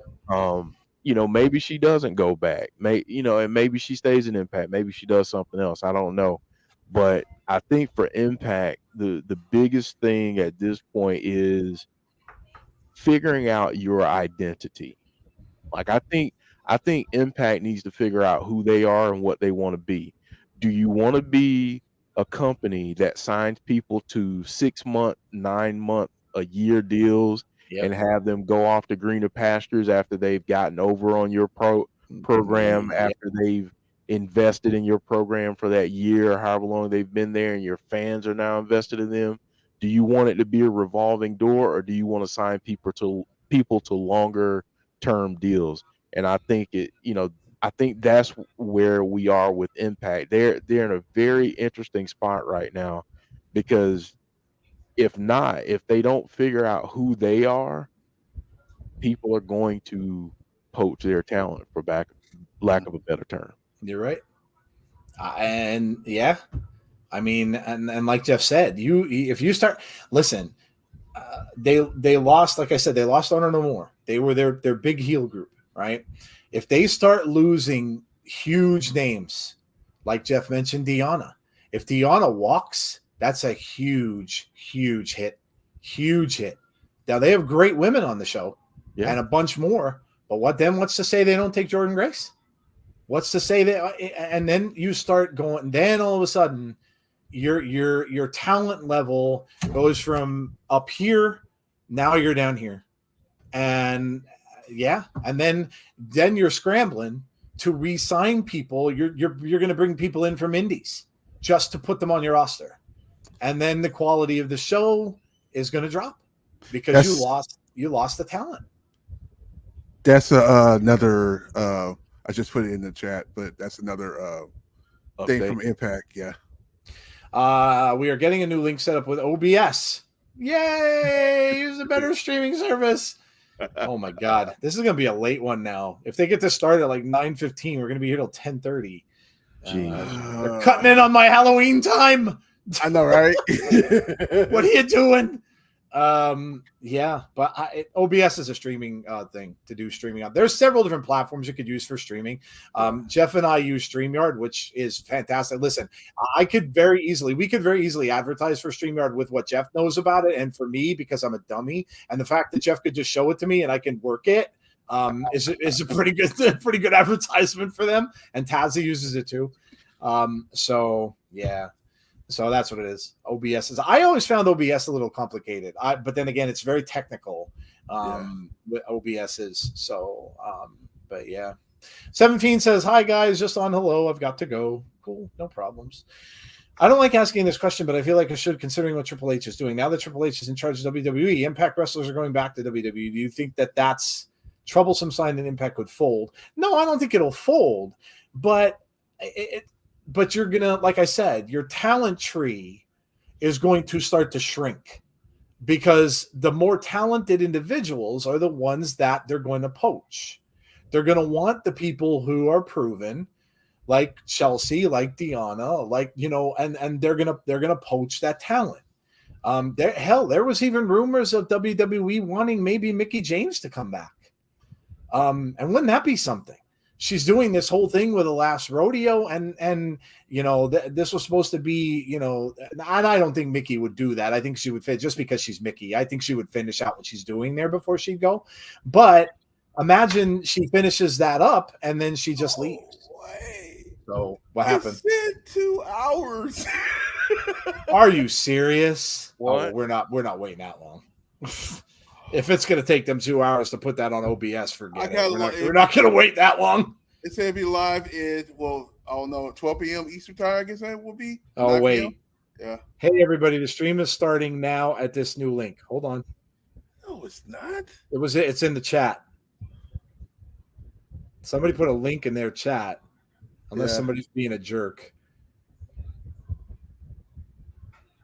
I clicked it and it didn't do anything, so somebody's probably just posting garbage. This is Impact. I clicked it. Oh, no, somebody just said in the chat, live in 2 hours. Says live in 2 hours, I guess, when they click the link. Oh, it does. I did click the link. I'm on there. It says 2 hours. October 14th. Oh, forget it. Yeah, we're not waiting until midnight. Well, on that note, wow. This is fun. Listen. At least we got a chance to talk. Yeah. Amongst friends and family. You know what I'm saying? Like, at least we got a chance to talk. That's true. This is wait. Something happened. Oh, we got something. Damn, that was quick. It's midnight, folks. All right, I can't get to it, so it's about to piss me off. Hold on. Let me see. Can I hold on? Because I'm watching it on my Roku TV. Oh, okay. That's my problem. Yeah, if it's on YouTube, you had to click the stupid link that they had in their chat, and then it takes you to the. I had to turn the chat back on because I usually turn it off on the stream. But you got to go in the chat, and if you scroll up, there's a link in the chat that they posted. You got to click it, and then it changes the stream. So you might have to switch over to YouTube. Yeah, so now I got to MacGyver some stuff because they can't get their crap together. Wow. That was an awfully quick 2 hours. Maybe I stepped into like a flashpoint thing and it changed 2 hours. No, it's going on. It's happening now, guys. If you go into their YouTube, if you go into the chat, there's people that have a link there. You have to click that link and then it changes your stream on YouTube. So I'll put the link in the chat. Oh, okay, cool. Derek has a question. What was your question? Oh, Christopher, do you think WWE signing a lot of wrestlers can be a bad thing because there wouldn't be TV time for them? I mean, they have more shows, but yeah, there's always a danger of that. Time to watch Halloween. We were almost at that point. Actually, we were just going to end the stream. If they weren't going to start till midnight, we would have just stuck around for like another 10 minutes or so and probably called it a night. But it is on. We've got Bully Ray and Josh on the screen. Okay, here we go. Josh Alexander on his way. Thank you, Impact, for making us wait for 45 minutes. Woo! Woo! Kill Buzz. Woo! Killing the Buzz. Buzz kill. Yeah. Here I thought we were over this. I thought we were over this. Obviously, change of plan. So, being that we are starting late, and we didn't plan to, we'll stick around, but we're not going to stick around after. We'll finish the stream and we'll just go. We'll grade it and go. Not going to stick around afterwards to discuss anything because it's going to be too late. Mm-hmm. So we'll just get out of here when we're done. Josh is there. Got the belt in the ring. Let's see what he has to say. The video quality of this is not good. Whatever they're using, it's not clear. It's kind of weird. Yeah. Yeah, it's not clear at all. It's like really grainy. It's like it's out of focus. Yeah, it's not a good stream. I don't know what they did with it, but it's not good. The video quality is very poor. Josh said, I love you guys too. It's all going off now. My Wi-Fi is effed up. Oh, God. It's a bad night. Give me a second. I'm still trying to get this to work. No problem, dude. This show better be WrestleMania caliber. Impact people sure know how to mess it. Yeah, man, they got to get this stuff straight. Yeah, low def. I think it is. It's very, very blurry, and it's out of focus. Yeah, it probably is. It's probably a low grade stream. You're right, because it doesn't take them as long to post that, so it probably is the lowest quality that it is. Yeah, this is it's very ugly. This is like my TV in the 90s. Yep. It's a retro stream tonight, folks. We're going back to when we used to have to tune the channel and make it not fuzzy and fix the rabbit ears. Yeah, this is pretty ugly. It's a low quality stream. Yes. Walking weapon chance. No, it's Josh says he's made mistakes. But I learned from my mistakes. He's talking about last year when he got beat by Moose. Let his guard down.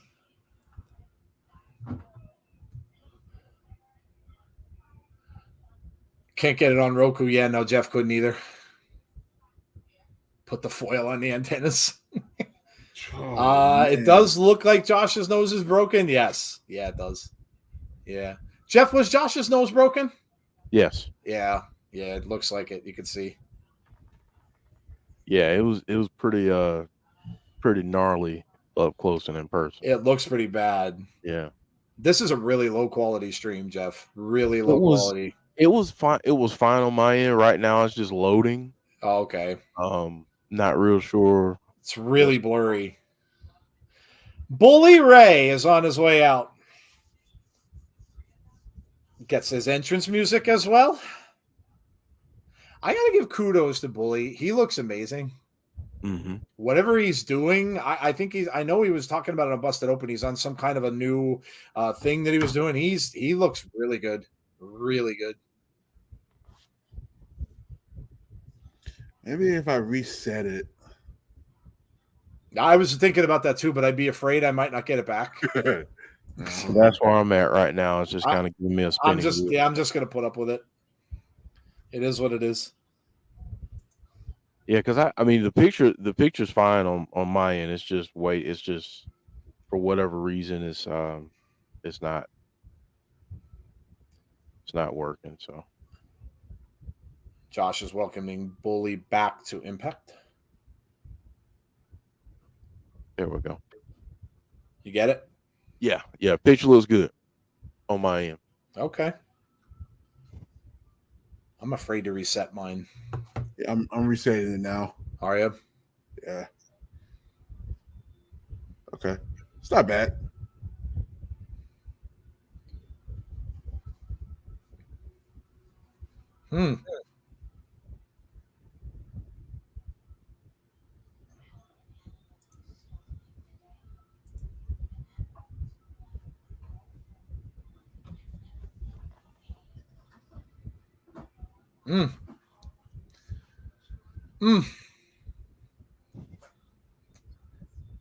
He's asking Bully why he didn't take his opportunity when he had a chance. Wants to know why he didn't call his shot. It's a good question.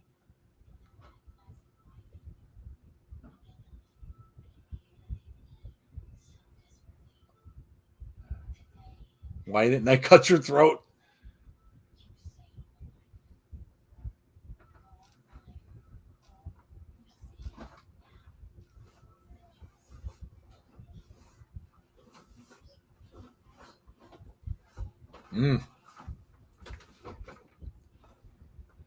Said that's what Bully Ray would have done.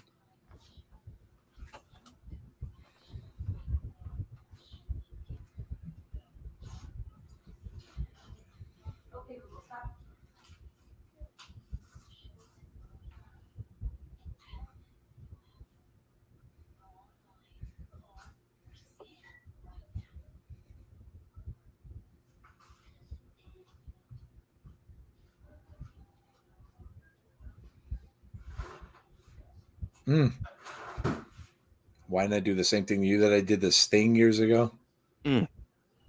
Or to Hulk Hogan? To Brooke? To Dixie? Yeah. To the fans?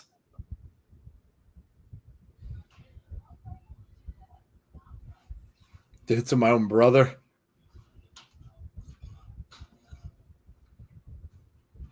Never cared.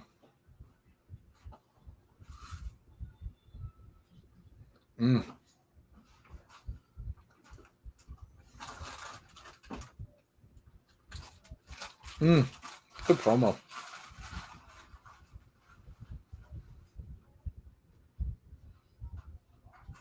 Two-time Impact World Champion.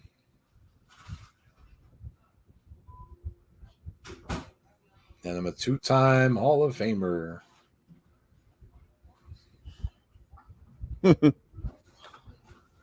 Done it all, but now I've got to do it right.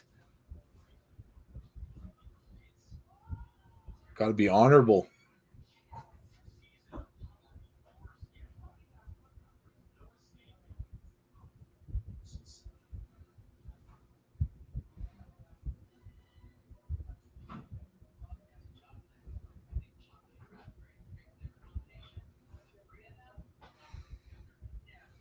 Josh is saying he's the last person in the business that he can trust.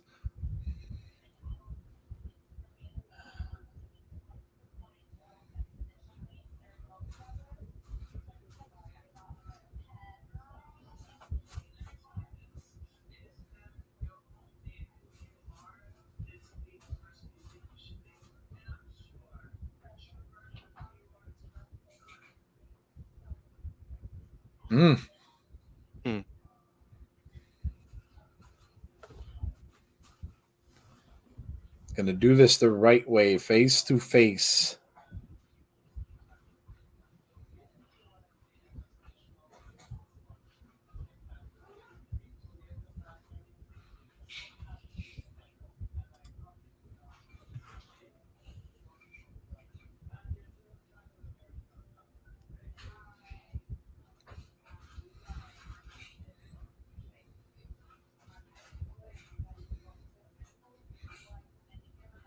Bully Ray turning over a new leaf maybe here, huh? For now, at least. For now. He might surprise us a couple months down the road. I'm just saying.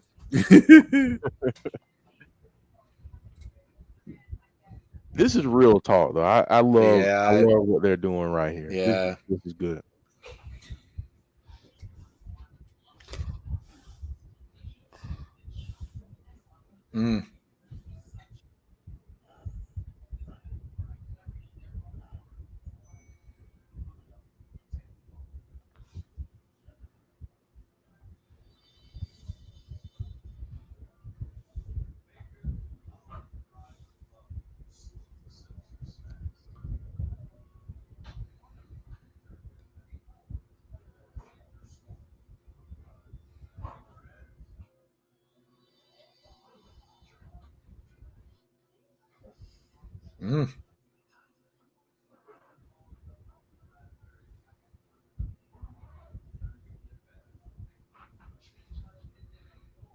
And Macklin coming out. Uh-oh.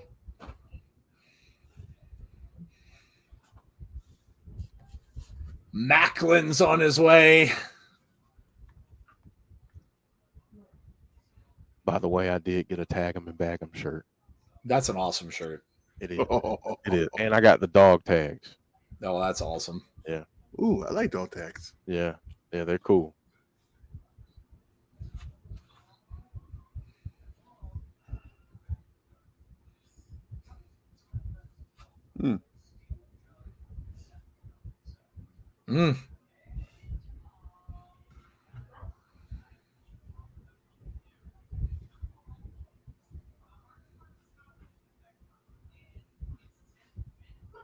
Ooh, Macklin wants to know why he was even in the match. Who did you politic to? Wow.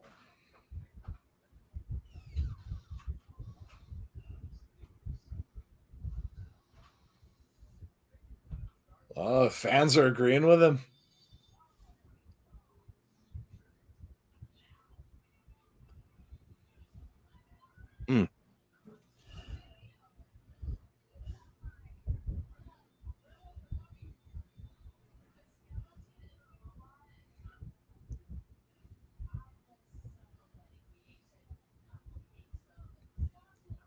Waited a year to turn his back on this company.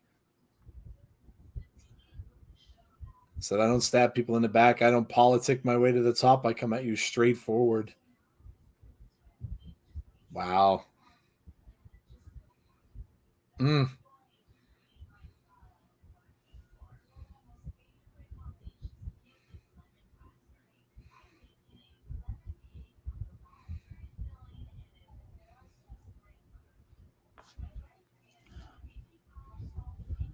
I beat 2 former world champions, said Macklin.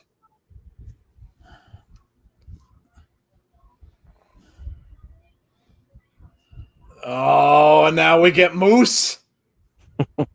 Oh, the plot thickens.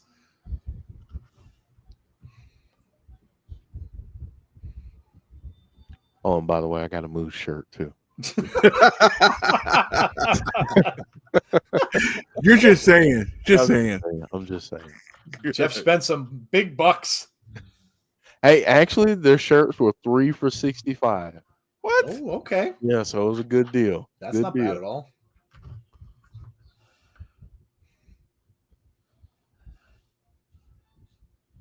Moose tells Macklin to step aside.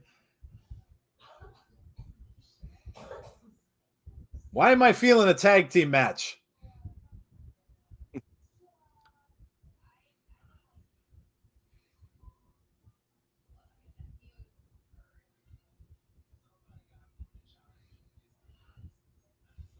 Moose modeled his career on what he saw Bully Ray do. Bully's a scumbag.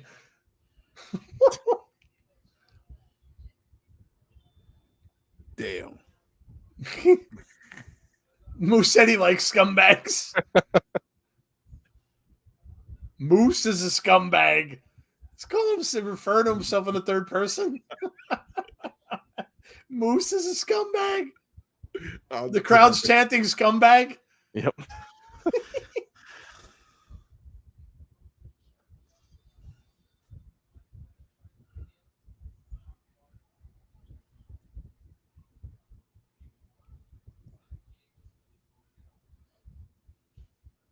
You know how evil I could be? Who do you think I learned it from? Bully Ray.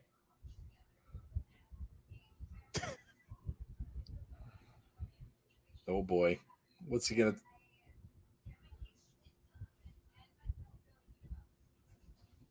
Telling Josh is what he's done has been impressive. Wow. Only 2 minutes pinned you in the ring.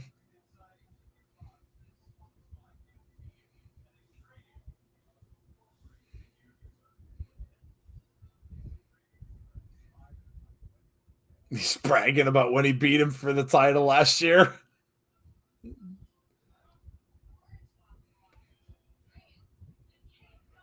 Now who are we getting? Moose gets interrupted. Bobby Fish? Why? Bobby Fish?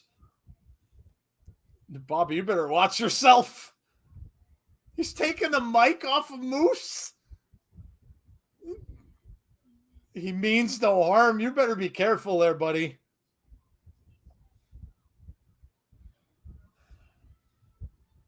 Oh my God. Said you're not spilling lies.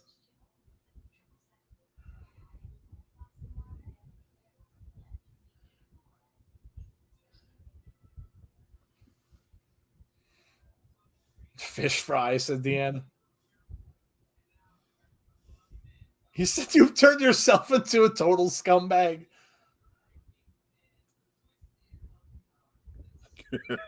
Macklin. Oh, man.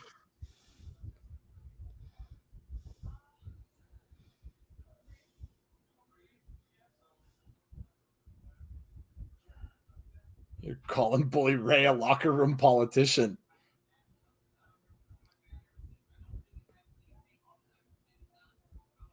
Where's the lie? Bobby Fish goes into the ring. And Bully Ray.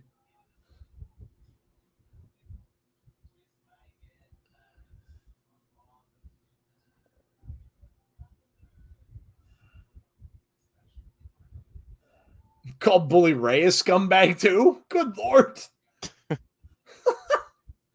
But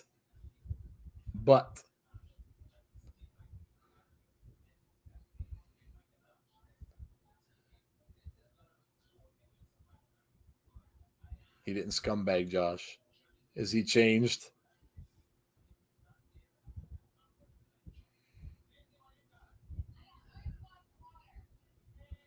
What's he getting at? What Bobby Fish is going to do here tonight? I got geared up.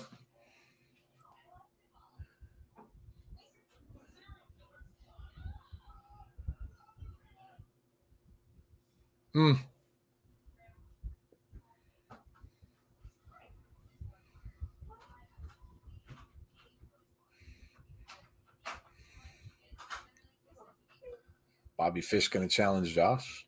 Mm-hmm.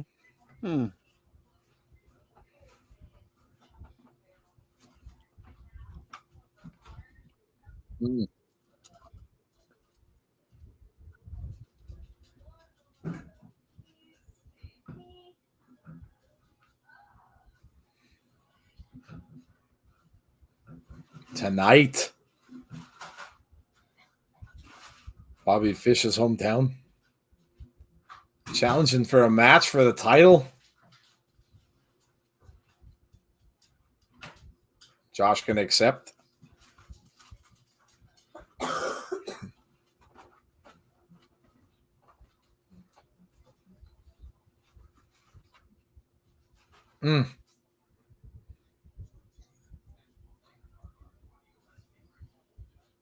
Challenge accepted. We got an impromptu title match. Well, damn.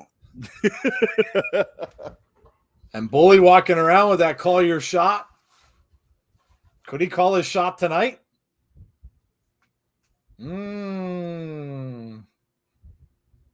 Joe, I don't know if I should share my theory with the chat. You remember the theory I had about someone else possibly being a part of this?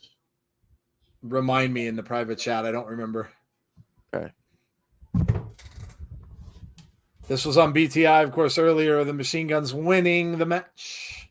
About an hour and a half ago.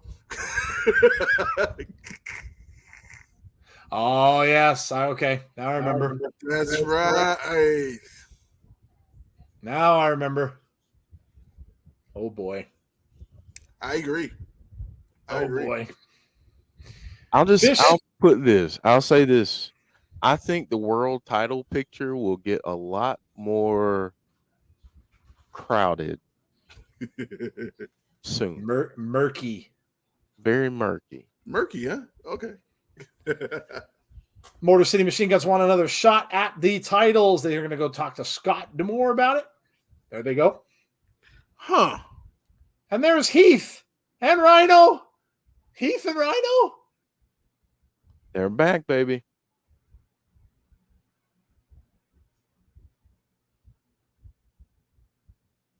D'Amore just promised them the tag team title shot next week.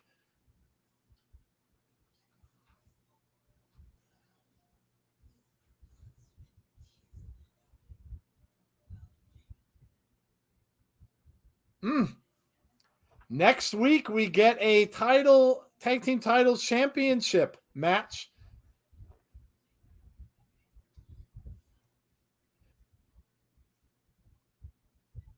Heath and Rhino looking to get those titles off of the Kingdom. That's next week. Tasha Steelz on her way down. Guess what we're getting up next? Lots of weapons and all that good stuff. A lot of pain. A lot of pain. I said Bobby was going after Josh as soon as he showed up at Victory Road. Bully holding that for someone else. BTI feels like we watched it a week ago because we did. And there is Killer Kelly.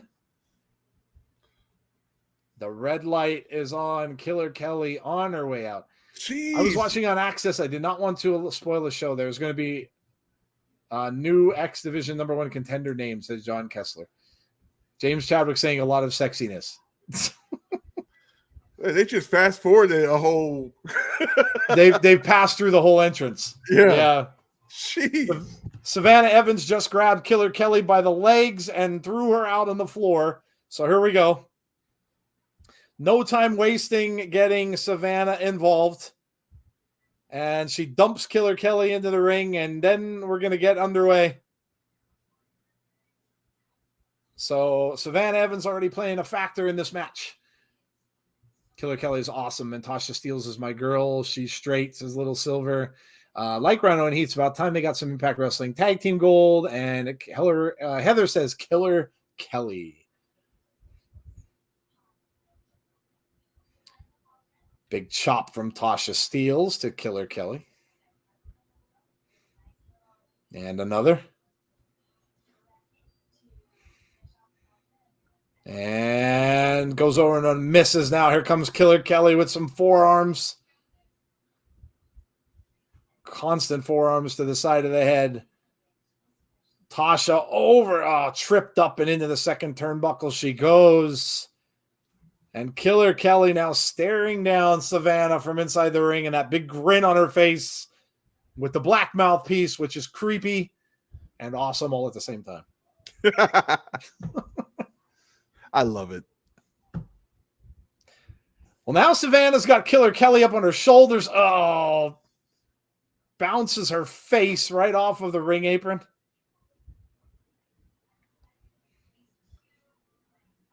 Now she's got to throw her back. It's almost like a lumberjack match. Literally.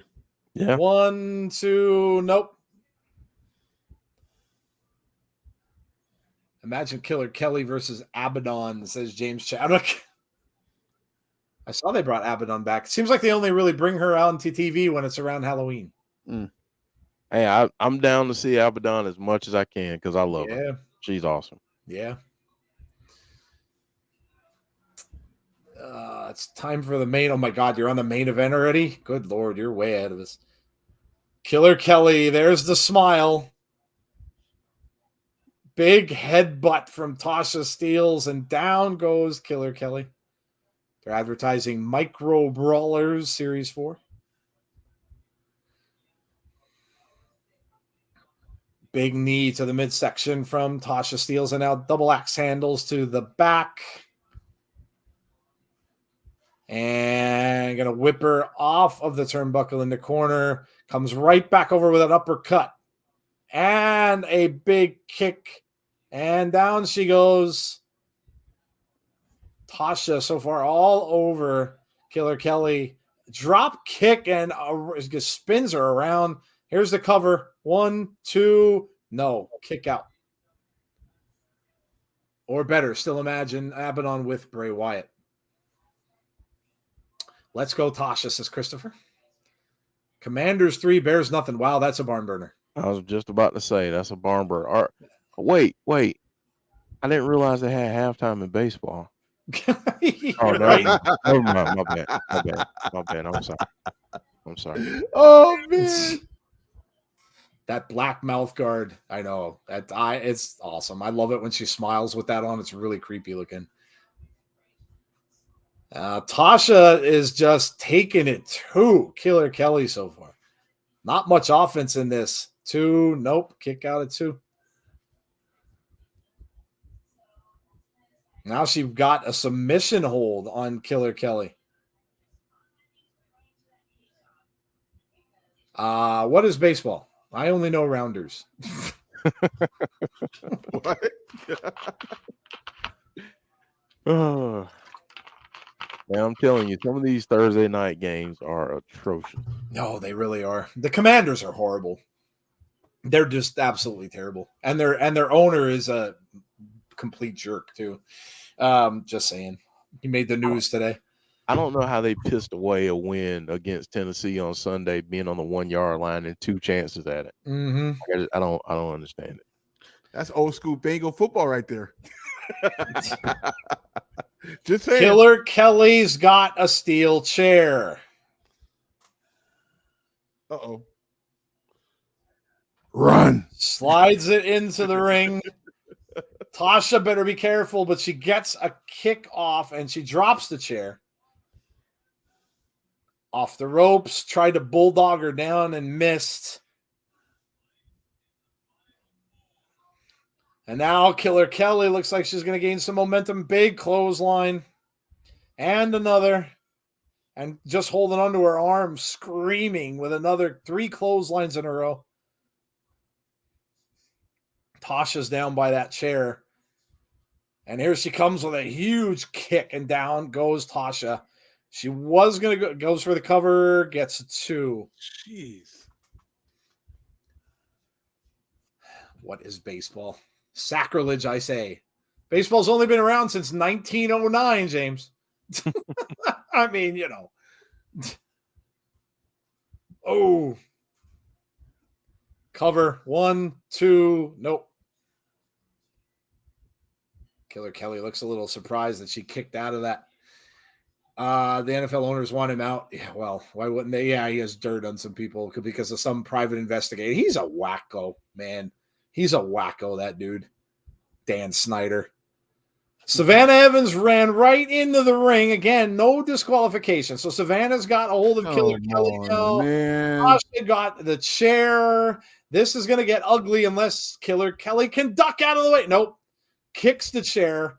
Back elbow to Savannah. Now she's taking on both people at once. It's turned into a 2-on-1. And watch out, Savannah takes a chair to the midsection. But a big kick from Tasha. Steelz, super kick, and down goes Kelly. There's a chain in the hand of Tasha now. Puts it in the mouth of Killer Kelly. You don't think she don't like that? Nope. She probably loves the mess out of it right now. Yes.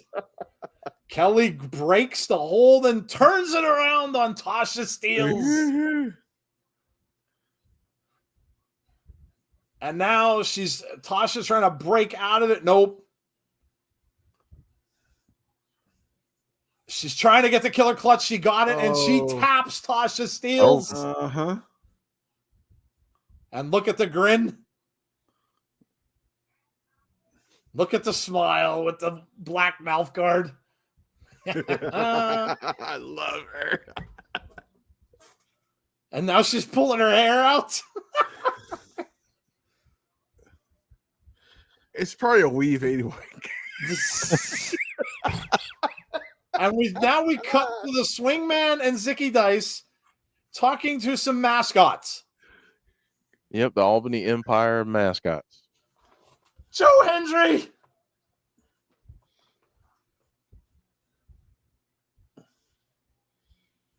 Is that Joe? That's Joe Hendry, right? No. Oh, no. Who is that? Dirty Dango. Oh, that's Dirty Dango? I thought it was Hendry. He called them Skittles. Skittles? Is Dirty Dango in Impact now? Yeah. All right. Well, he showed up for Brian Myers. Yeah, I knew he wrestled. I just kind of thought it might have been a one-off. No, he might be there for a little bit. Oh, here comes the violent people. And Sami Callihan's taking them out. Oh. Sammy's grabbing that dude by the hood and the beard at the same time. Looks like Sami Callihan's going to go after Eric Young's folks. Skittles. Yeah, it was funny. Scott D'Amore and Josh. Jeez, it's going by. Well, they're cutting out everything. Yeah. So all of the normal places where they'd stop for commercial, they just cut out. So this is probably going to go by pretty quickly. There's a long line of people waiting to take you out. So Scott D'Amore. Okay. If you're new to the channel, please make sure you subscribe. We'd really appreciate you doing that. Thank you all for joining us. There's 50-some people in the chat, so a pretty good crowd for tonight. There was 60-some before. Thanks for staying with us. It started late, obviously, because of Impact having technical difficulties. So please make sure you subscribe to the channel. Also, make sure you throw up a like on the stream for us tonight. Hit the like button. Make sure you share the video with anybody who you think would be interested in Impact Wrestling and would enjoy coming out to watching it. And also make sure you hit that notification button bell to be notified about when we have future content. Coming up next for us will be tomorrow SmackDown Watch Along, 7:45 p.m. Eastern Standard Time. You probably don't want to miss that one. There's I think there's something really big that's going to happen there. My mind escapes me, but I think there might be something really big. Who? So join us for that tomorrow night at 7:45. We'll stick around a little bit after, and then you go over to Tazzy's stream. And then nothing more for us for the weekend, and we'll be back on Monday with another episode of Abby's Window. I know Jody's got a big theory she wants to share with everyone. So make sure you join that. Of course, her and Jeff will be back for Abby's Window on Monday. I believe Dom's going to be there as well. Jeff, is that true? Dom from that's true. Give me a whole yeah. So, yeah, Dom's a great guy. So make sure you join him on Monday at 6:00 p.m. Eastern Standard Time. We're back for Abby's I think it was the biggest crowd we may have had. We had like 300 and some people in chat last week. So amazing. And thank you all for coming out for that. So Scott D'Amore and Josh, telling Josh to be ready for that. I just like the channel. Thank you very much, Dark Knight. When I like a channel, it's rarer than a golden ticket from Willy Wonka. Wow, they went right into this match. No, literally. Okay, I like it, but I don't like it. I actually like the entrance. Yeah, this is a little weird having no entrances. I mean, we're right in this. I just saw Black Taurus fly out on a bunch of men outside the ring. So we've got a golden ticket. See, now that's going to run through my head. If you guys look down and you see the kid in the red sweatshirt that was on the side of the ring, is that the kid you gave your tickets to? Yep. Is it right on with the camera, or is it the one with on the right side where the announcer's table is? Because I see someone this hard cam side where the camera is. Okay. Crazy Steve is outside looking on. Kenny King running around now. Oh, man. Huge spear from Black Taurus. The way they're cutting this up, we're going to be done with this in 20 minutes. No idea what's happening on SmackDown. All I'm hearing about is a guy called Wyatt. Yeah. What is that like? Is he like the manager of the Wyatt Hotel chain? Like, yeah, I don't know who that is. I heard there was a hotel named Window. Maybe he manages those too. Oh. Let's go, Taurus. James says, Jeff, you're a legend for doing that. Yeah, it was really nice of him to do. Okay, I see it. Yeah. Oh, I just saw him too. Okay. You just saw him. Trey Miguel. Those are good seats. Yeah. Yeah, they were. Yeah. Oh my God. Yeah, they were good. Oh, everybody flies on the outside of the ring. Trey Miguel. And he looks like he's having a blast. Mm-hmm. That's what matters. Yep. Very true.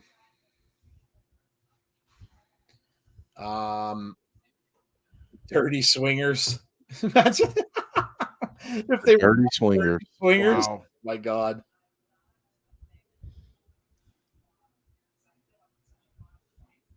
Here comes Taurus from behind.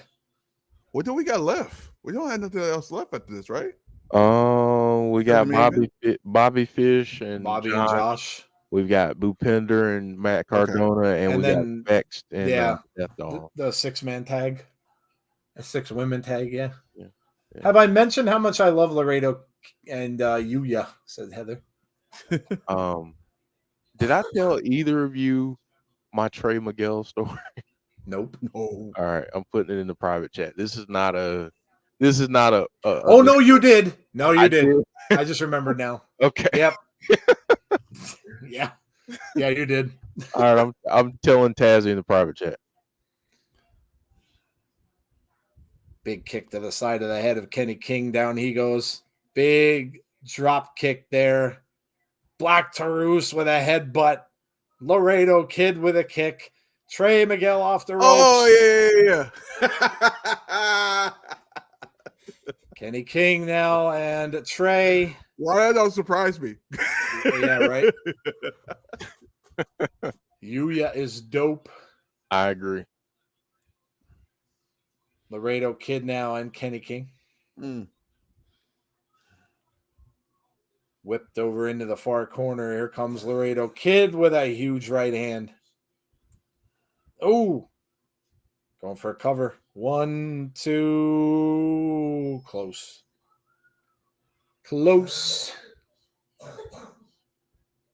Heather saying, Conrad, you know it. Michael says, help me out. I can't see. Somebody put the link in the chat for him. I told you guys a few days ago, but I have to chuckle every time I think of it. The hotel that my family and I were staying in Columbus was the Baymont by Wyndham. See? So we're getting a hotel manager on SmackDown tomorrow. You have a flashlight. And he has a flashlight. Yep.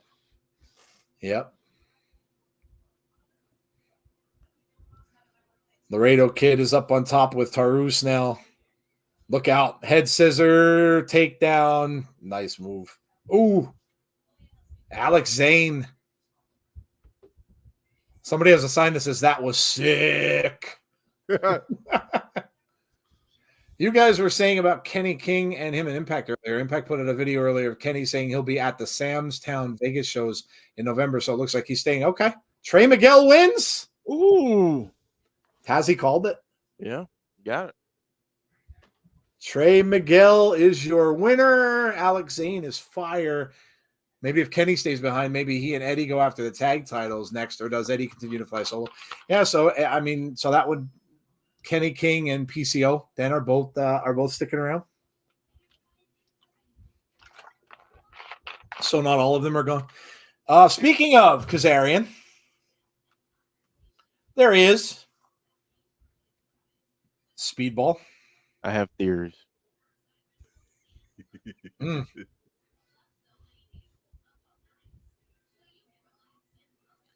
Speedball saying he's a true legend. Said you gave it your all and you won. It's only going to make me better. Says thank you. Wow.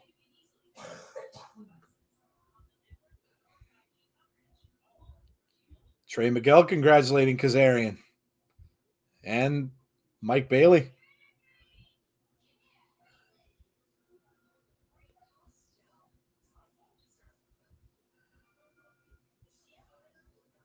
So no matter who.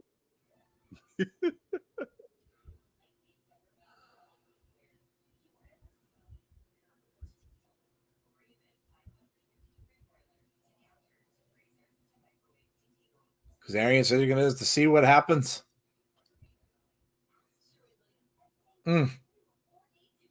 What could that mean?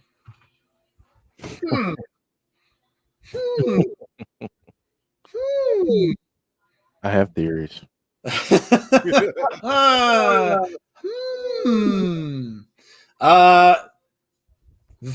Vexed. Chelsea Green and Diana Perazzo are out.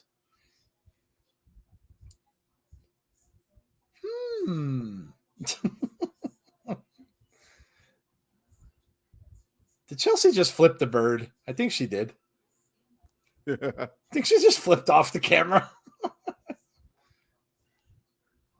Chelsea's climbed the ladder on my favorite female wrestlers. I like Chelsea. Yeah, she's awesome. And here come the Death Dollz.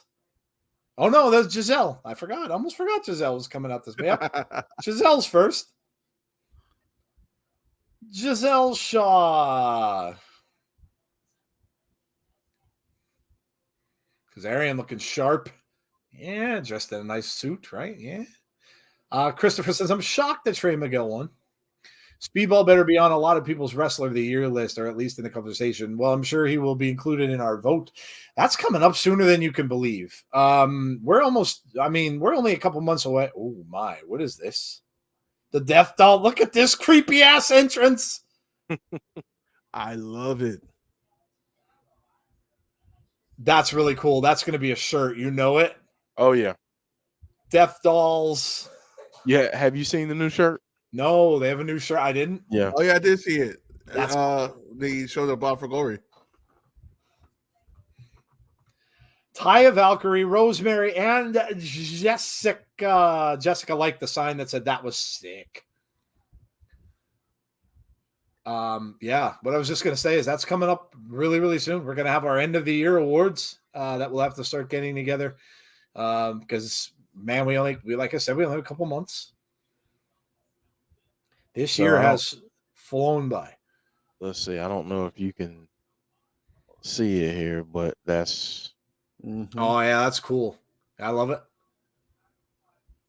It's got like Powerpuff Girl animation, but it looks like, but they're like, they're creepier. Yeah. Oh yeah. Oh yeah. That was creepy AF. I've got a surprise for all of you if Su Yung does come back. I can't give it away, but I have a surprise for all of you if Su Yung does show up. So keep your eye keep your eye out. If you see that Su Yung is coming back. I didn't even tell Jeff this. Not even Jeff knows. But this is it's a surprise for you guys when Su Yung comes back. So just letting you know. A bit of a thing. So yeah. I had to keep it to myself. Because it's a surprise for everybody. Jessica with Gisele Shaw looking for a slam, but she tags Chelsea Green, and Chelsea's like, yeah, I really didn't want you to do that. Chelsea going in. And a huge clothesline from Jessica, and she's in the wrong corner. Taya with Chelsea Green slams her into the corner. Rosemary over there giving directions. And now getting in the face of Chelsea Green. Oh, double knees from Taya. I do like this team. I didn't know how they'd work out, but I'm digging this team. I feel like they're having a lot of fun right now. Really do. It looked like that in person. Is Overdrive new, Jeff? I don't know. I'm trying to think of the last time they did. I don't think it's brand new. I feel like they did Overdrive, but it's been a long time ago. I'm not entirely sure. Looks like they're doing Overdrive in November, so I guess that'll probably be their last pay-per-view of the year. Well, they're doing one in 8 days. They're doing a show in 8 days. Oh, okay. That's a Vegas show, I believe. Rosemary just bit Deanna's face off, and the best move ever. That's the greatest move ever in wrestling.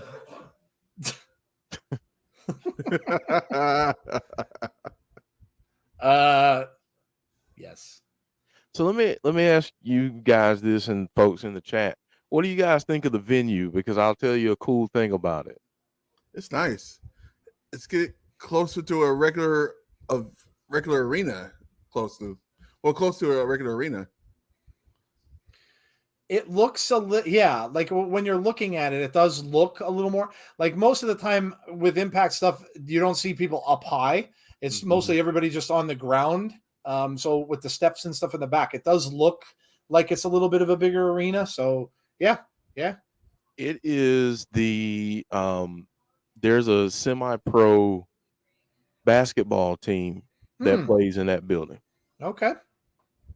So yeah, and it's a nice venue. That's where they did the signings back in March with Bray. Oh, with Bray, yeah. That's where they did everything there with Bray. But it's a pretty cool venue. The way they had it set up was really cool too. And what you can't see is, especially with the hard cam pointing that way, you can't see that other people were sitting in the stands too. So you had basically the stands full. Nice. And then you had the floor seat. So it was pretty cool. That's good. I mean, the crowd was really good for Bound for Glory. They were awesome. Chris says it looks good. Holy cow, I got a notification from New Japan. They just put up Jay White's Swerve Strickland match on YouTube. Nice. John Kessler says it's a nice venue. Yeah, that looks good. Tag into Deanna, and Taya is down. Taya kicks her off over into the corner. She tags in Gisele. Here comes Rosemary. Rosemary and Gisele Shaw. Sling Blade. Rosemary going back over with a scream over into the corner. Elbows to Gisele Shaw now. Goes for the cover to no. Kick out at 2 by Gisele Shaw. James Chadwick says, I haven't watched New Japan in like ages. Yeah, I don't get a chance to watch it either. It's on right after this, but by the time we're done, it's usually over. And then by that time, I'm getting sleepy. Back elbow from Gisele Shaw. Up and over the knee and cover 1, 2. No, Rosemary kicks out. That was nice. It was.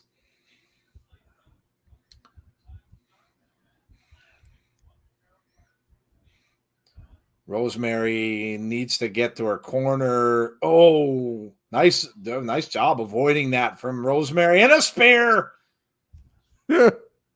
1, 2. Nope. Chelsea makes the save, and so does Deonna. Now everybody's in the ring. Uh-oh. Jessica's in the ring. Taya's in the ring. Everybody's in the ring. Rosemary is out. Rosemary and Gisele are both down in the corner. What the heck happened there? They did a little do-si-do. Look at this. Oh, God. Oh! Deonna Purrazzo with a huge kick to Taya. Now it's Deonna and Jessica. She tumbles Jessica out of the ring. Rosemary with a spear to Deonna Purrazzo. But look out for Gisele Shaw. Knee to the back of the skull. 1, 2. Gisele gets the win.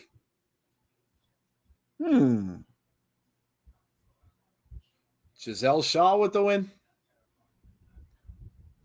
The Moldy Spoon YouTube. Gisele Shaw with an impressive win.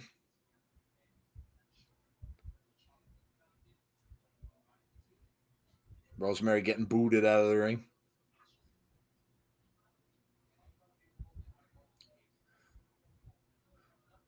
So Gisele helps Vex get some revenge on the Death Dolls. And we've got Bully Ray in the back and Tommy Dreamer. How much weight have you gained?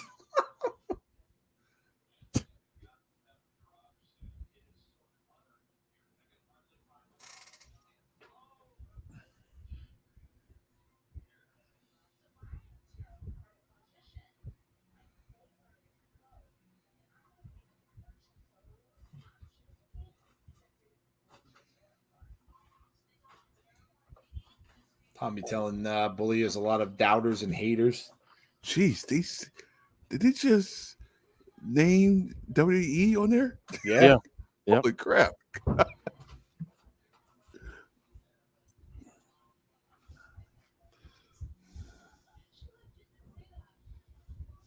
Dreamer saying, don't make me look like a fool.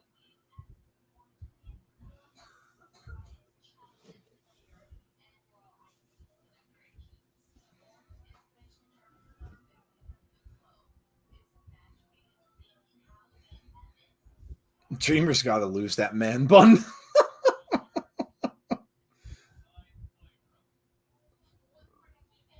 Oh, Bully said, have I ever made you look like a fool? Then why would I do it now?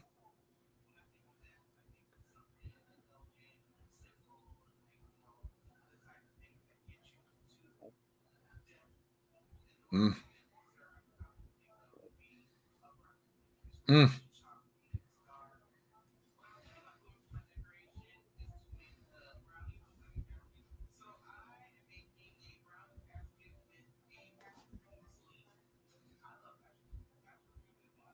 Dreamer and Bully tagging the Fat and the Furious.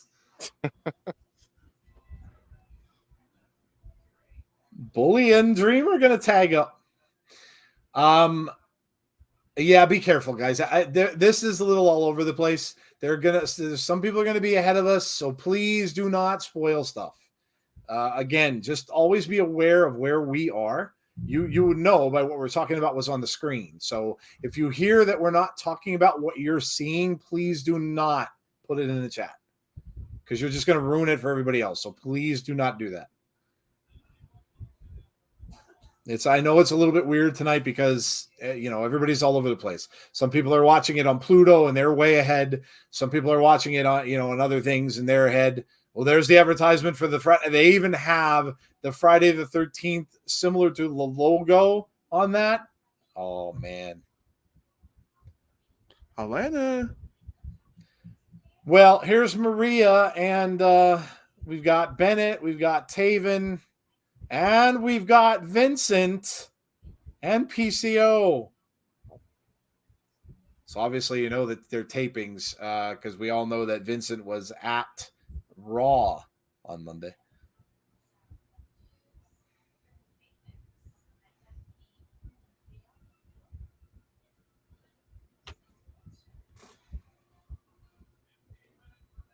He's telling PCO to give him a second.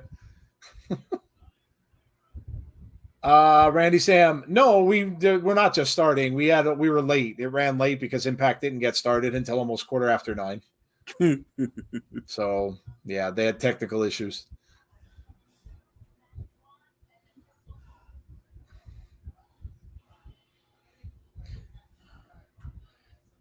Their titles are on the line when, Jeff? Is it next week? Next week. Yeah, so that'll more than likely be their last match.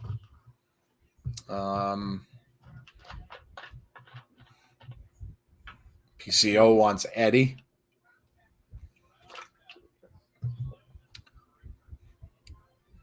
Saying Eddie will be back.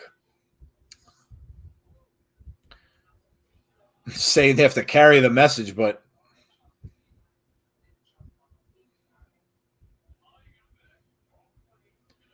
if you guys are new to Impact and you haven't been watching, that guy right there on the right with the dreads, that is Vincent, in case you did not know who he was. And here we got Matt Cardona.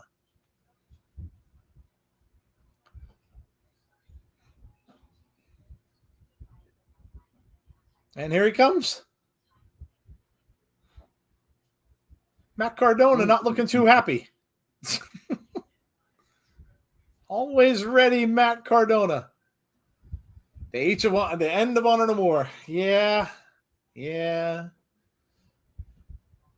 Randy Sam said, Jeff, how did you feel about Bully Ray?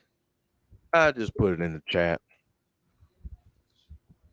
Since the show's moving kind of fast, I don't want to take up too much time with all that. But essentially, I wasn't beat up about it. I mean, I get what they were trying to do. I told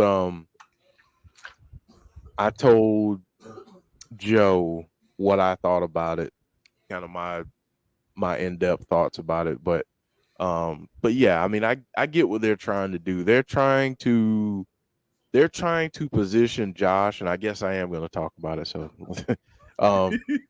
they're trying to position Josh as one of the best Impact champions of all time. Right. What better way to do that than to have him defeat legends? Yeah. Bully Ray is a legend in TNA/Impact. I'm pretty sure, without giving away my theory, that he's going to face another Impact legend pretty soon. So that's my thought process. I think that they're trying to establish him as one of the best champions that Impact has had. I would have liked to have seen Macklin go over in the Call Your Shot Gauntlet match because I think he's the future. But I understand what they're trying to do with Josh. I think this is about more about Josh's title reign than elevating someone new at this time. I think that'll come a little bit later. Yeah. Yep. Dork Knight, how come Vincent's contract's up. And so is Taven and Bennett and Maria. They're on this because they Impact tapes. And they tape ahead. So that the what's going on with them in real life now is not going to reflect in this because this was taped ahead of time. So that's why. Contract already ended. Yep. Macklin should have won and not Bully. Another guy whose contract has expired. They really had a lot of people's contracts expire after Bound for Glory. Mm-hmm. A lot more than usual. Yeah. Cardona off the ropes. Gujjar with a nice drop kick, and down goes Matt Cardona. Little shot by that. And Gujjar with a splash over into the corner. Now takes him out. Nice moves by Gujjar here. No problem. Again, remember, guys, if you're new to the channel, we welcome you to our Impact streams. We hope you come out and see us every Thursday. We do this every single Thursday night. Make sure you come out. We also do all their pay-per-views as well, so come and watch those with us. If you're new to the channel, please make sure you subscribe. Also, make sure that you like the stream tonight. So hit the like button before you leave. Also, share the video with anybody who you think might enjoy Impact Wrestling that maybe doesn't watch it or hasn't watched it in a long time. And then also hit that notification bell if you would like to be notified about when we've got future content. And that will next be tomorrow for that really unimportant SmackDown show that starts at 7:45 p.m. Eastern time. So make sure you come back and see us for that.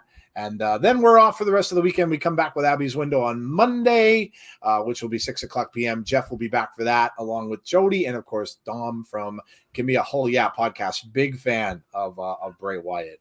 And then we'll be back here next Thursday for Impact Wrestling once again. So did you see that Triple H was pissed at Vince for not renewing Paige's contract? I did not. I can see that.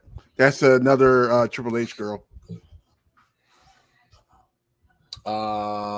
If you guys have time, did you think WWE signing a lot of talent is a bad thing? Because if they're all signed, no, I think we answered that. I know. Listen, they have more hours on TV than AEW does. They also have the shows before the shows. They have NXT, so I don't know. I don't. It's hard to answer that question. It could work that way. Oh, IPWF is coming back. Yep. Friday, November 25th. That's hilarious. We have to do. I think did we do that last year? We did. No, we didn't do it. No, I don't think you were able to make it, but I think Tazzy and I did it. Okay. Yeah, I think Tazzy and I did that stream. Oh, yeah, I was probably working if I had to guess, because there's probably that's around the holidays and stuff for me. Yeah. I'd like to do it because that's funny stuff. Yeah, it really is.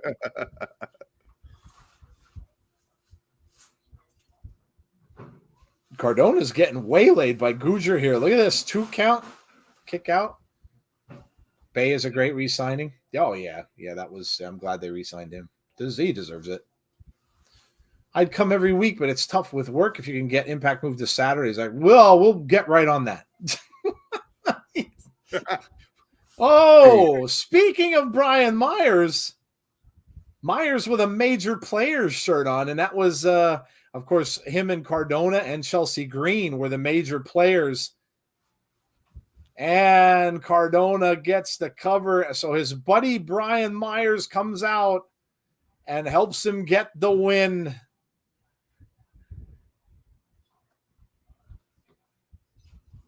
By the way, and I probably shouldn't say this because he's a heel, Brian Myers is a really cool dude. Oh, that's right. Jeff met him as well, yeah. He's a really cool dude, man. Matt Cardona got busted up pretty good. Oh, yeah, he did. Well, we're getting our championship match. So, yeah, they rolled this right along. This might be over by 10:30. They condensed an hour and a half show down to an hour. That's crazy. By taking out all the entrances. They did that pretty fast, too. This is a replay, a couple highlights here from the Masha and Jordan Grace match. You suck, Cardona. Oh, now that you say it, also I'd like to add that to me it feels like Impact wants Josh to be a Roman Reigns type champion. Well, he is the face of the company right now. This was a really good match. Yeah, this match, man, was absolutely crazy. Some of the stuff they were doing was crazy. Yeah, and I just saw myself, so that was. Oh, did you see yourself in the highlights? Yeah. I really didn't expect this one. I really thought Masha was going to win. I did too. Yep, I just saw myself again. Mickey James.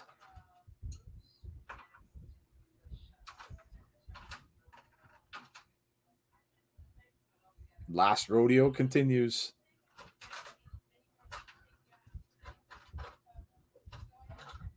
Mickey saying Jordan Grace proved why she's a dominant Knockouts World Champion.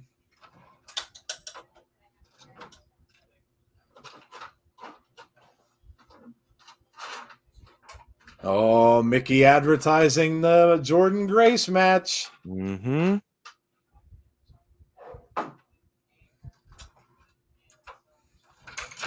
Talking about the Mia Yim match. And Joe, even though I haven't sent your autograph picture yet, It's all good. she did sign it with the last rodeo. That's awesome. Yeah. Jeff got me a Mickey autograph. Deonna Purrazzo, Chelsea Green, and Gisele.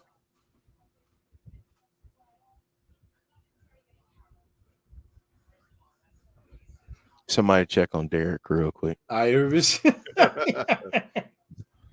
He might be passed out. He might be. I haven't seen any comments. Yeah.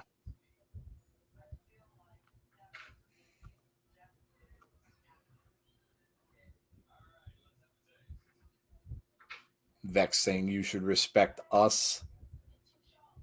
Oh, Chelsea talking about when she beat her and then she left.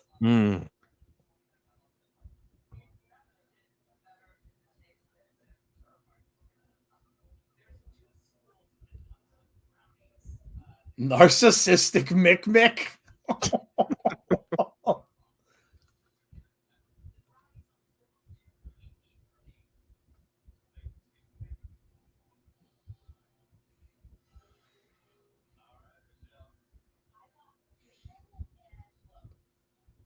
Oh.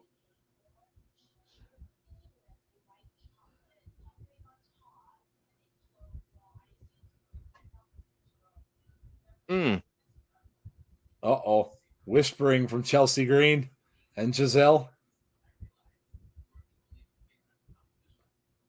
Deanna says her schedule's a little full. We're concerned with championship gold. Bye-bye.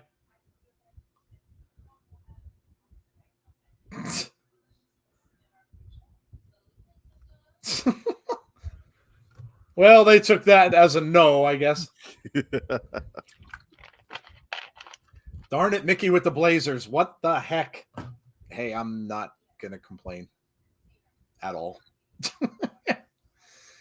Deanna calling Mickey narcissistic, looking in the mirror much. That was funny.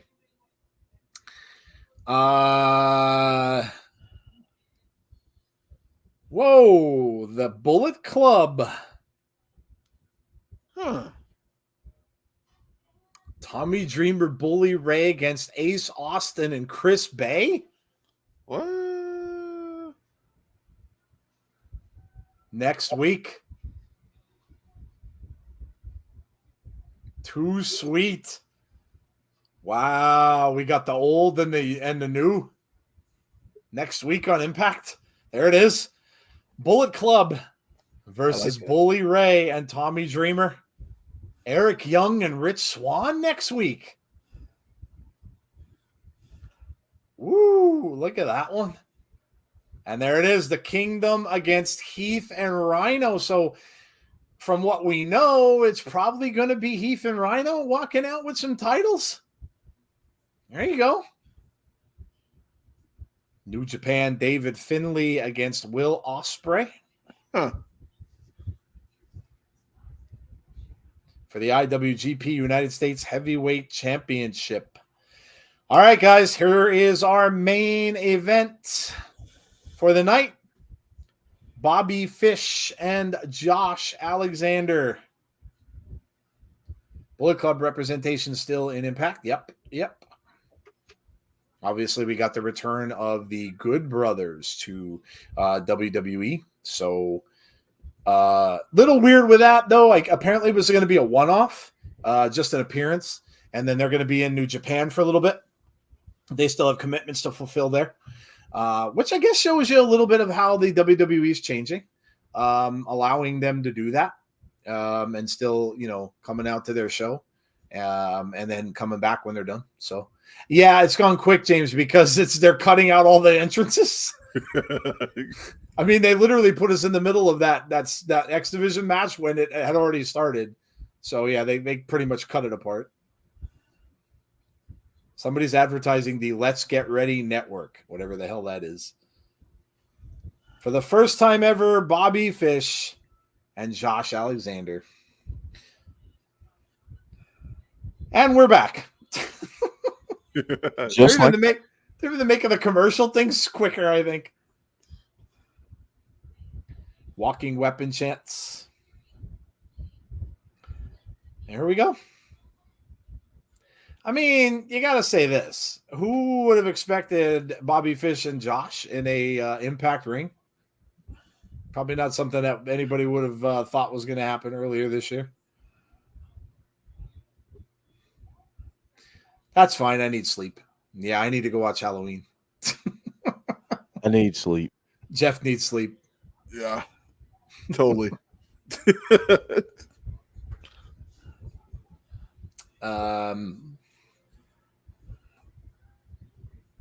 Josh Alexander and Bobby Fish, and this is for the title.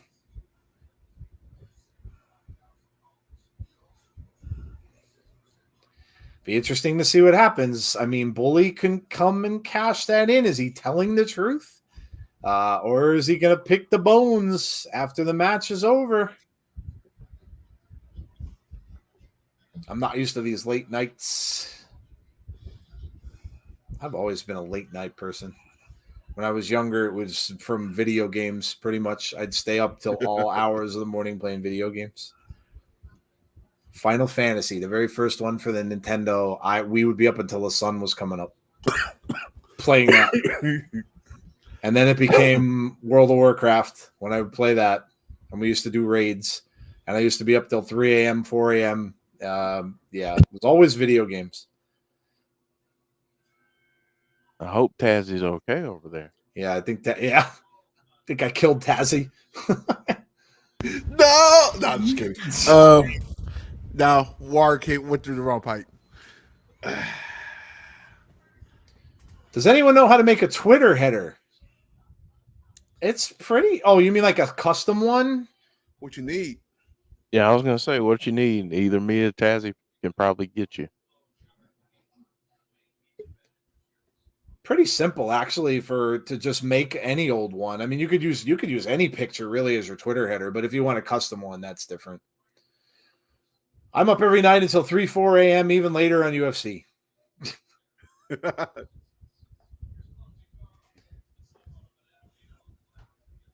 Josh had him up on the sleeper hold for Bobby Fish. Josh gets out of it. Guys better rest up tonight because tomorrow's SmackDown is massive. Massive. Why would that be? Why? Isn't there some dude peddling hotels on there? Like, what's big about that? Wowie. Damn. What's so big about that? What's so big about that? Woo! What's so big about that? Hey, it's a see-through. That's my mini belt. I forgot I had that. The Fiend belt. I got the mini replica because there was no way I was shelling out $300 and some like C did for the big one.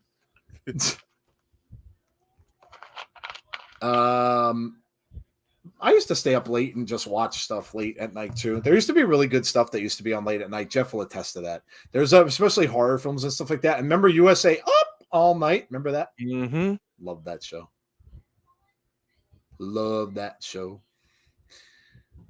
I love late nights. Just tougher these days. I need to move to the USA. Saying that, you guys overseas, I know it's tough because your time is so different. You're 5 hours behind.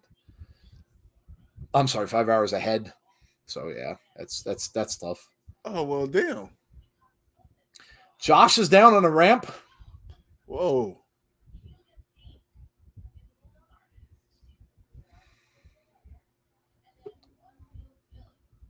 Do we have any Temple Owl fans in the chat? Wow, that's a throwback. Temple, oh my gosh! From Temple Owls. They were a big basketball power school at one time. Yeah, there was. Well, clearly they're not a football school because they're getting beat right now, 70-13 by Oh my UCF. god! Oh my god! Wow. And they play in they play in the Philadelphia Stadium. Mm-hmm. Yeah. Hey, I got an update on that football barn burner. Bears 7, Commanders 6. Jeez. And we're in the fourth quarter. So wow, the Washington Nationals is beating the Chicago Cubs. There you go.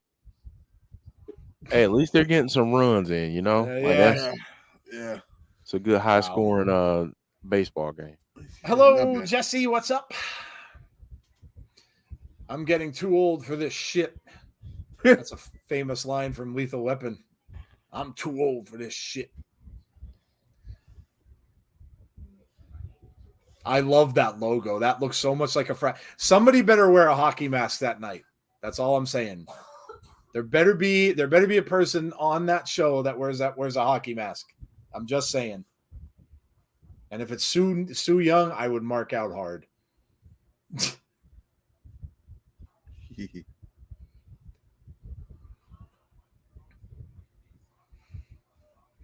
I didn't realize there was that early of a Friday the 13th next year. That's actually really cool. Yep, and you know when the other one is, right? You remember? I think it's in October, isn't it? Yep, it is. Oh man, makes me so sad that they can't get that stupid movie crap worked out. Oh, that'd be a perfect time to have a new Friday the 13th film. Sucks. Never thought anybody could kill a slasher, especially Jason Voorhees, but a lawsuit will do it. Yep. Wow. No knives, no bombs, no missiles could ever kill Jason, but a lawsuit did it. Just very, very heavy little litigation. Yep. That sucks.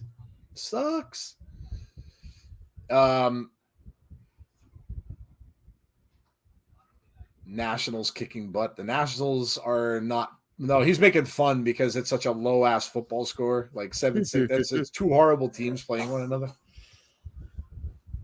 Walking weapon chance. Danny Glover was 41 when he said that. Well, he's not done apparently making those movies. There is a new one being scripted and written, so him and Mel Gibson are doing one more. So when he says it this time, he's really going to mean it. He literally is too old for this mess. He is. He is too old. They're both too old for this shit. Yeah. If you guys are live tomorrow for SmackDown, a very interesting female is returning tomorrow. Who's that? Dork Knight says, I still think Halloween 3 is the best one. You talking about the one with the masks? It's a fun movie. I grew to like that. When it first came out, I hated it because Michael Myers wasn't in it. But actually, I grew to like it. It's more John Carpenter didn't want to do any more movies with Michael Myers. And so he decided he was going to do almost like an anthology series and just do a movie every year, call it Halloween, and just have it almost be like a Twilight Zone thing. That was his plan with that. It's about these creepy masks that these kids get, and it turns them into it has all these. When they put it on, they play this little subliminal thing through the TV, and they all turn into all these bugs start crawling out of their face and everything like that. I actually like it. It's like a sci-fi kind of horror movie, but I kind of dig it now. It's a guilty pleasure movie. This is good. He was comparing the football to baseball, Jesse, because of the low score. That's what it was. And they suck in both leagues, so it's all good. Yeah, they do. This match has been really, really good. Side suplex from Bobby Fish goes for the cover, and now the video's stuttering. Typical. Kicked out at 2. A person I hate that's coming back. Is it Charlotte Flair? I don't really hate her. I mean, you have to respect her. I'm just not a huge fan. Sarah Logan is my guess because there was Sarah Logan. Yeah, she's going to be back with the Viking Raiders. I mean, that definitely was the thing with Valhalla and stuff like that. Yeah. Oh, what a German suplex there. Yep. Josh hangs on.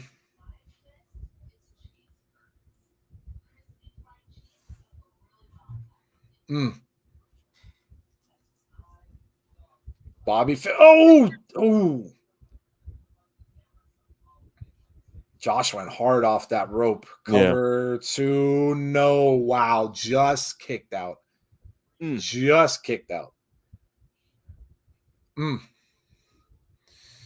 Haven't heard the full interview, but apparently Alberto Del Rio is going to start up. Oh, God. His first person that he'll bring in there will be Ryback. Yeah, I'll pass on that. Who was at the pay-per-view on Saturday? I cannot stand that man. I really can't. I detest him. Uh-oh. Josh in the ankle with the ankle lock in now. Oh. Bobby Fish tries to get out of it. He does, and he throws Josh out of the ring. Will Gibson and Glover be in wheelchairs? Possibly. They'll be flashing their AARP cards instead of their badges. I'd have to imagine it'll be passing of the torch, what they always do. They'll probably have two younger people that'll be in it, that'll be taking over and stuff like that. So it could be Danny Glover's like daughter, maybe, and Mel Gibson might have a son or something. They did have a baby, I think, in one of the movies. So probably be something like that. Yes, there is a new SmackDown tomorrow night. I would imagine there's a new Rampage. I don't really know. SmackDown has Bray Wyatt, so that's what we'll be doing. Yeah. Thanks AEW for having the Dynamite next Tuesday. Appreciate that. Oh, they moved it to Tuesday because of the baseball? Oh, yeah, probably, yeah. Yep. That makes sense. I figured that'd be coming. Nice moonsault to no and a kick out by Bobby Fish. And Josh went right after the ankle again. And he's got him in the middle of the ring. He got out of this before. And Fish rolls it over. And now he's using the other foot to try to get Josh off of the ankle. He does. And now he kicks the knee out. And look at this. Triangle choke. Oh. Classic Bobby Fish. Yep. And Josh is going to try to haul him up. He does. And he's going to drop him on the knee.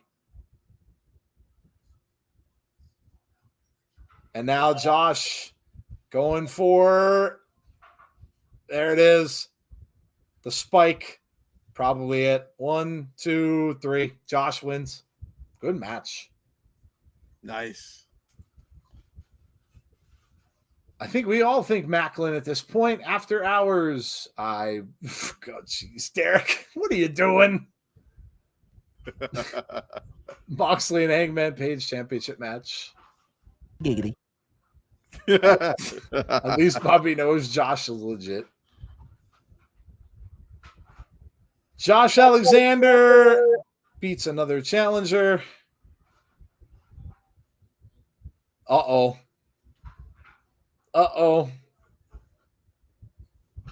What is this? Oh, boy. Theory. Kazarian's here. Oh. Can anyone say option C? Oh.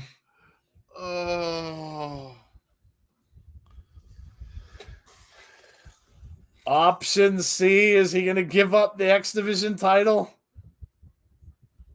for a shot at Josh? Again, another legend that would be in Josh's way. Frankie Kazarian saying that was a hell of a victory. It looks as if he is, Heather.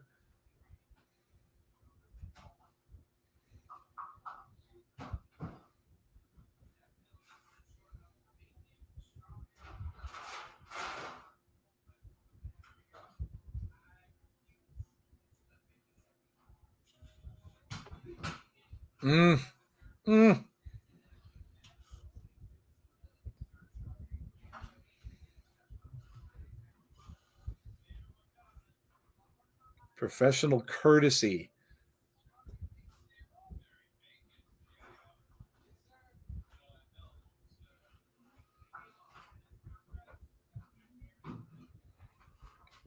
And it's going to get cashed in. I'm exercising option C.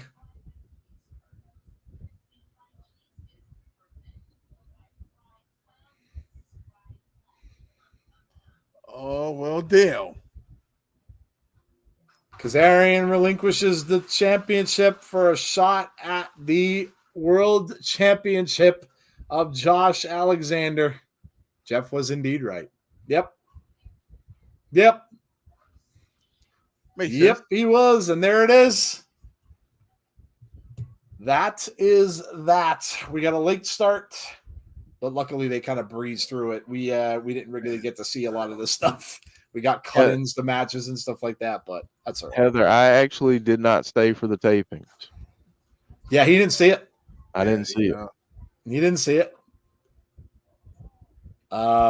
He didn't stay for that. He gave his tickets away. He only saw the very beginning. Wow, so many challengers. Yeah. Wow. Yeah. Crazy. Well, there you go. Late start again. Impact. Gotta get that mechanical stuff fixed. But anyway, I digress. Score of the show, and we will get on out of here because obviously we have a big night coming up tomorrow. So give us your scores. What did you think of Impact Wrestling tonight? Let us know in the chat. And we will quickly do the same so we can get everybody out of here who needs to go to bed and get me started watching Halloween so I won't have to watch tomorrow. Thank you, Peacock, for doing that. That works out. All right. Let us know what your scores are. Bonker says a 7.5. Heather says Kaz and Josh is going to be a banger. All right. Let me start with Tazzy. Tazzy, what's your score for tonight's Impact? Obviously, people are probably going to take off some points because of the fact that it started a whole, almost 45 minutes late, which I don't blame them for. But yeah, that's that. Like I said, Impact's got to get over that stuff. James says 8.5 out of 10. But Tazzy, what do you got? I'm going to give it an 8. Like I always say, the psychology in the ring was very interesting today. It was really good. The storylines are moving right along, and we got another one at the end. I'm not going to take too much time. Great show. 8.8. Let's go 8.5. Okay. All right. Marvin says 8 out of 10. Randy's 8.5. John says 9. Tempting to stay up and watch Halloween Kills, but I got no business doing that. Oh, I will. Dylan saying it's only. I already looked. I was looking at the time earlier. It's an hour and 51 minutes, so it's not even 2 hours long. Oh. So if they get started right around 11, 12, 1, yeah, that's about my bedtime. I could do it. Dylan says 8.5. Impact Wrestling was 8. Says Chris 8.75. Would have scored higher if Bhupinder had beaten Cardona. Randy says LOL. Yeah, well. I'll pay for it in the morning, but what are you going to do? It's only sleep. Tazzy needs a Psychology in the Ring t-shirt. He does. Hey. And you know where you can probably find it. John G says 9 out of 10. Take care, Impact Team and community was a fun night. That's cool, Dork Night. We're glad you had a good time. Jeff, what do you think, man? Yeah, I'm going to stick with that. I'm going to give it an 8. I'm interested to see where everything lands with all the challengers. But yeah, I think there are going to be some interesting times, I think, in Impact Wrestling. And if you a newer fan, here's what I'll say. If you're a newer fan, look back at the history of TNA and Impact. Because I feel like you're going to get a lot more of these legends that are going to be in. And I honestly think it's a lot to do with establishing Josh's reign as one of the best. I don't know if people got a chance to hear this after Bound for Glory, but Bully Ray was really talking about the big time names in Impact Wrestling, TNA, in terms of champions. He talked about AJ Styles. He talked about Samoa Joe. Talked about Kurt Angle. They're trying to elevate Josh to that position. He's been a great champion. So I know I've seen a lot of people say things online. I haven't been on Twitter, but I've seen some things in Facebook groups. And, people haven't really been feeling it. But, honestly, this is like a lot of fan service to the fans that have been around for years. And this may not be something that you necessarily enjoy. I get it, but I think that the destination is worth the ride. I think at the end of the day, if you're a Josh Alexander fan, I think him defending his title and beating all these legends only elevates him in the long list of champions. So I'm interested to see how they do this. I'm interested to see what happens with Mickie James and who's next for her. And I thought it was a good show. We'll see what happens next week. Yeah, I know that kind of the theme of the week for them was with losing who they lost. And, look, it's tough, but sometimes it happens. And, it's not only one-sided. Impact may have offered some people stuff and they just didn't like the offer, or they just took a different offer. It happens. It's business. I liked a lot of the stuff I saw. I liked the Vexed and the Dollz stuff that's going on with the two of them. Obviously the Kazarian thing, cashing in that X Division title is cool. Now we're gonna figure out who's gonna win that X Division title now too, because now you got that opened up. I'm sure Mike Bailey might want back in the action. Trey Miguel obviously will be involved in that somehow. So that's going to make for some good TV. X Division stuff is always really, really good. And then the Kazarian thing, the Kazarian Josh feud should be really, really good. I wonder when they'll do that. It might be at that pay-per-view in November. Is when they'll have that match. I don't think they'll put it off till next year. They could, I guess. I think they're doing a January one too. So maybe that's where it'll be. I don't know. We'll have to see. But yeah, I liked it. Tazzy's doing Candle in the Wind. I'm gonna give it an 8 point. I'm gonna give it 8.5. It was a good show. I have to take off a point because this internet business has to stop. They're past this now. And if you're gonna put the majority of your show on YouTube, you got to have that stuff straightened out. That's an oversight, and you got to have that ready. And if you know that your streaming service sucks, anybody can go out online and look that up and find out what stuff is good and what isn't. You've got to get on top of that. We're well beyond that now. So like Jeff said earlier, we have new people coming into and watch our show, and if they come in and they see that, it's not a good look. It's not a good look. So I had to take a point off for that, because it's just not good. But anyway, yeah, new storylines, new direction, new ways to go. We saw Killer Kelly obviously come out with a win. We'll see where that goes. And is she the next challenger for Jordan Grace? We saw Swinger in the back with Fandango. We didn't see Joe Hendry, though, so I had to take a half a point off for that, too. Yes. I wanted to sing I Believe in Joe Hendry. All right, guys, we're gonna get out of here. It's late, and we are again. Before we go, make sure you come back tomorrow. 7:45 p.m. Eastern time will be the start. It'll be myself. It'll be Jeff. I'm sorry, Jeff can't make it. It'll be myself. It'll be Tazzy, and it'll be Jody tomorrow night doing the SmackDown watch along. You're gonna want to be there. So join us for that. And then, of course, we'll stick around for a little bit, talk a little bit about everything that went on.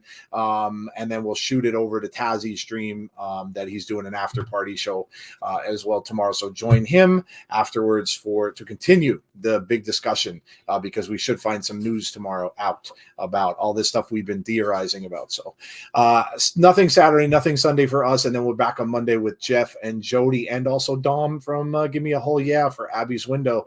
And they'll have a big show too, because they'll have to talk about everything that happened Friday as well in a lot more detail. So join them for that, 6:00 p.m. Eastern Standard Time Monday. And then we're off until we'll be back here next Thursday night for Impact Wrestling. You saw some of the card already. Should be a good show. All right, guys. Tazzy, go ahead. You go, and then we'll get out of here. Of course, tomorrow, I almost said 7:15. What is wrong with you this week? 10:15 p.m. Eastern Time tomorrow. Don't be shocked if, say something happened, like Bray news happened on Saturday. I'm not doing anything, and a stream just pop up out of the blue. A pop up pop-up video. No, I'm just kidding. Pop-up video. Yeah, God, that's old. Jeez. A pop-up party pops up. How about we do that? A pop-up party pops up maybe over the weekend. Maybe we'll see. We never know. Monday, we don't no longer do tailgate parties on Mondays and Fridays. They're only for, say we do the watch-alongs here, we'll do the tailgate after party just like that. But after parties for Mondays and Fridays. That made kind of sense for you. Don't forget, next we got 2 more watch-alongs coming up. We got the Halloween Havoc, and of course we got Crown Jewel coming up. Other than that, I think that's it. Crown Jewel should be a big one, especially if it's going to be Bray's first match. Yep. So, yeah, you're not going to want to miss that. All right, guys. From Tazzy and, of course, from Jeff and myself, have a great rest of your night. Enjoy whatever it is you're going to do tomorrow. And we all know we're going to reconvene here tomorrow night at 7:45 p.m. So have a great night. Stay safe. Be kind to one another. And hopefully we will see you all for our next show. Have a good night, guys. We'll talk to you soon.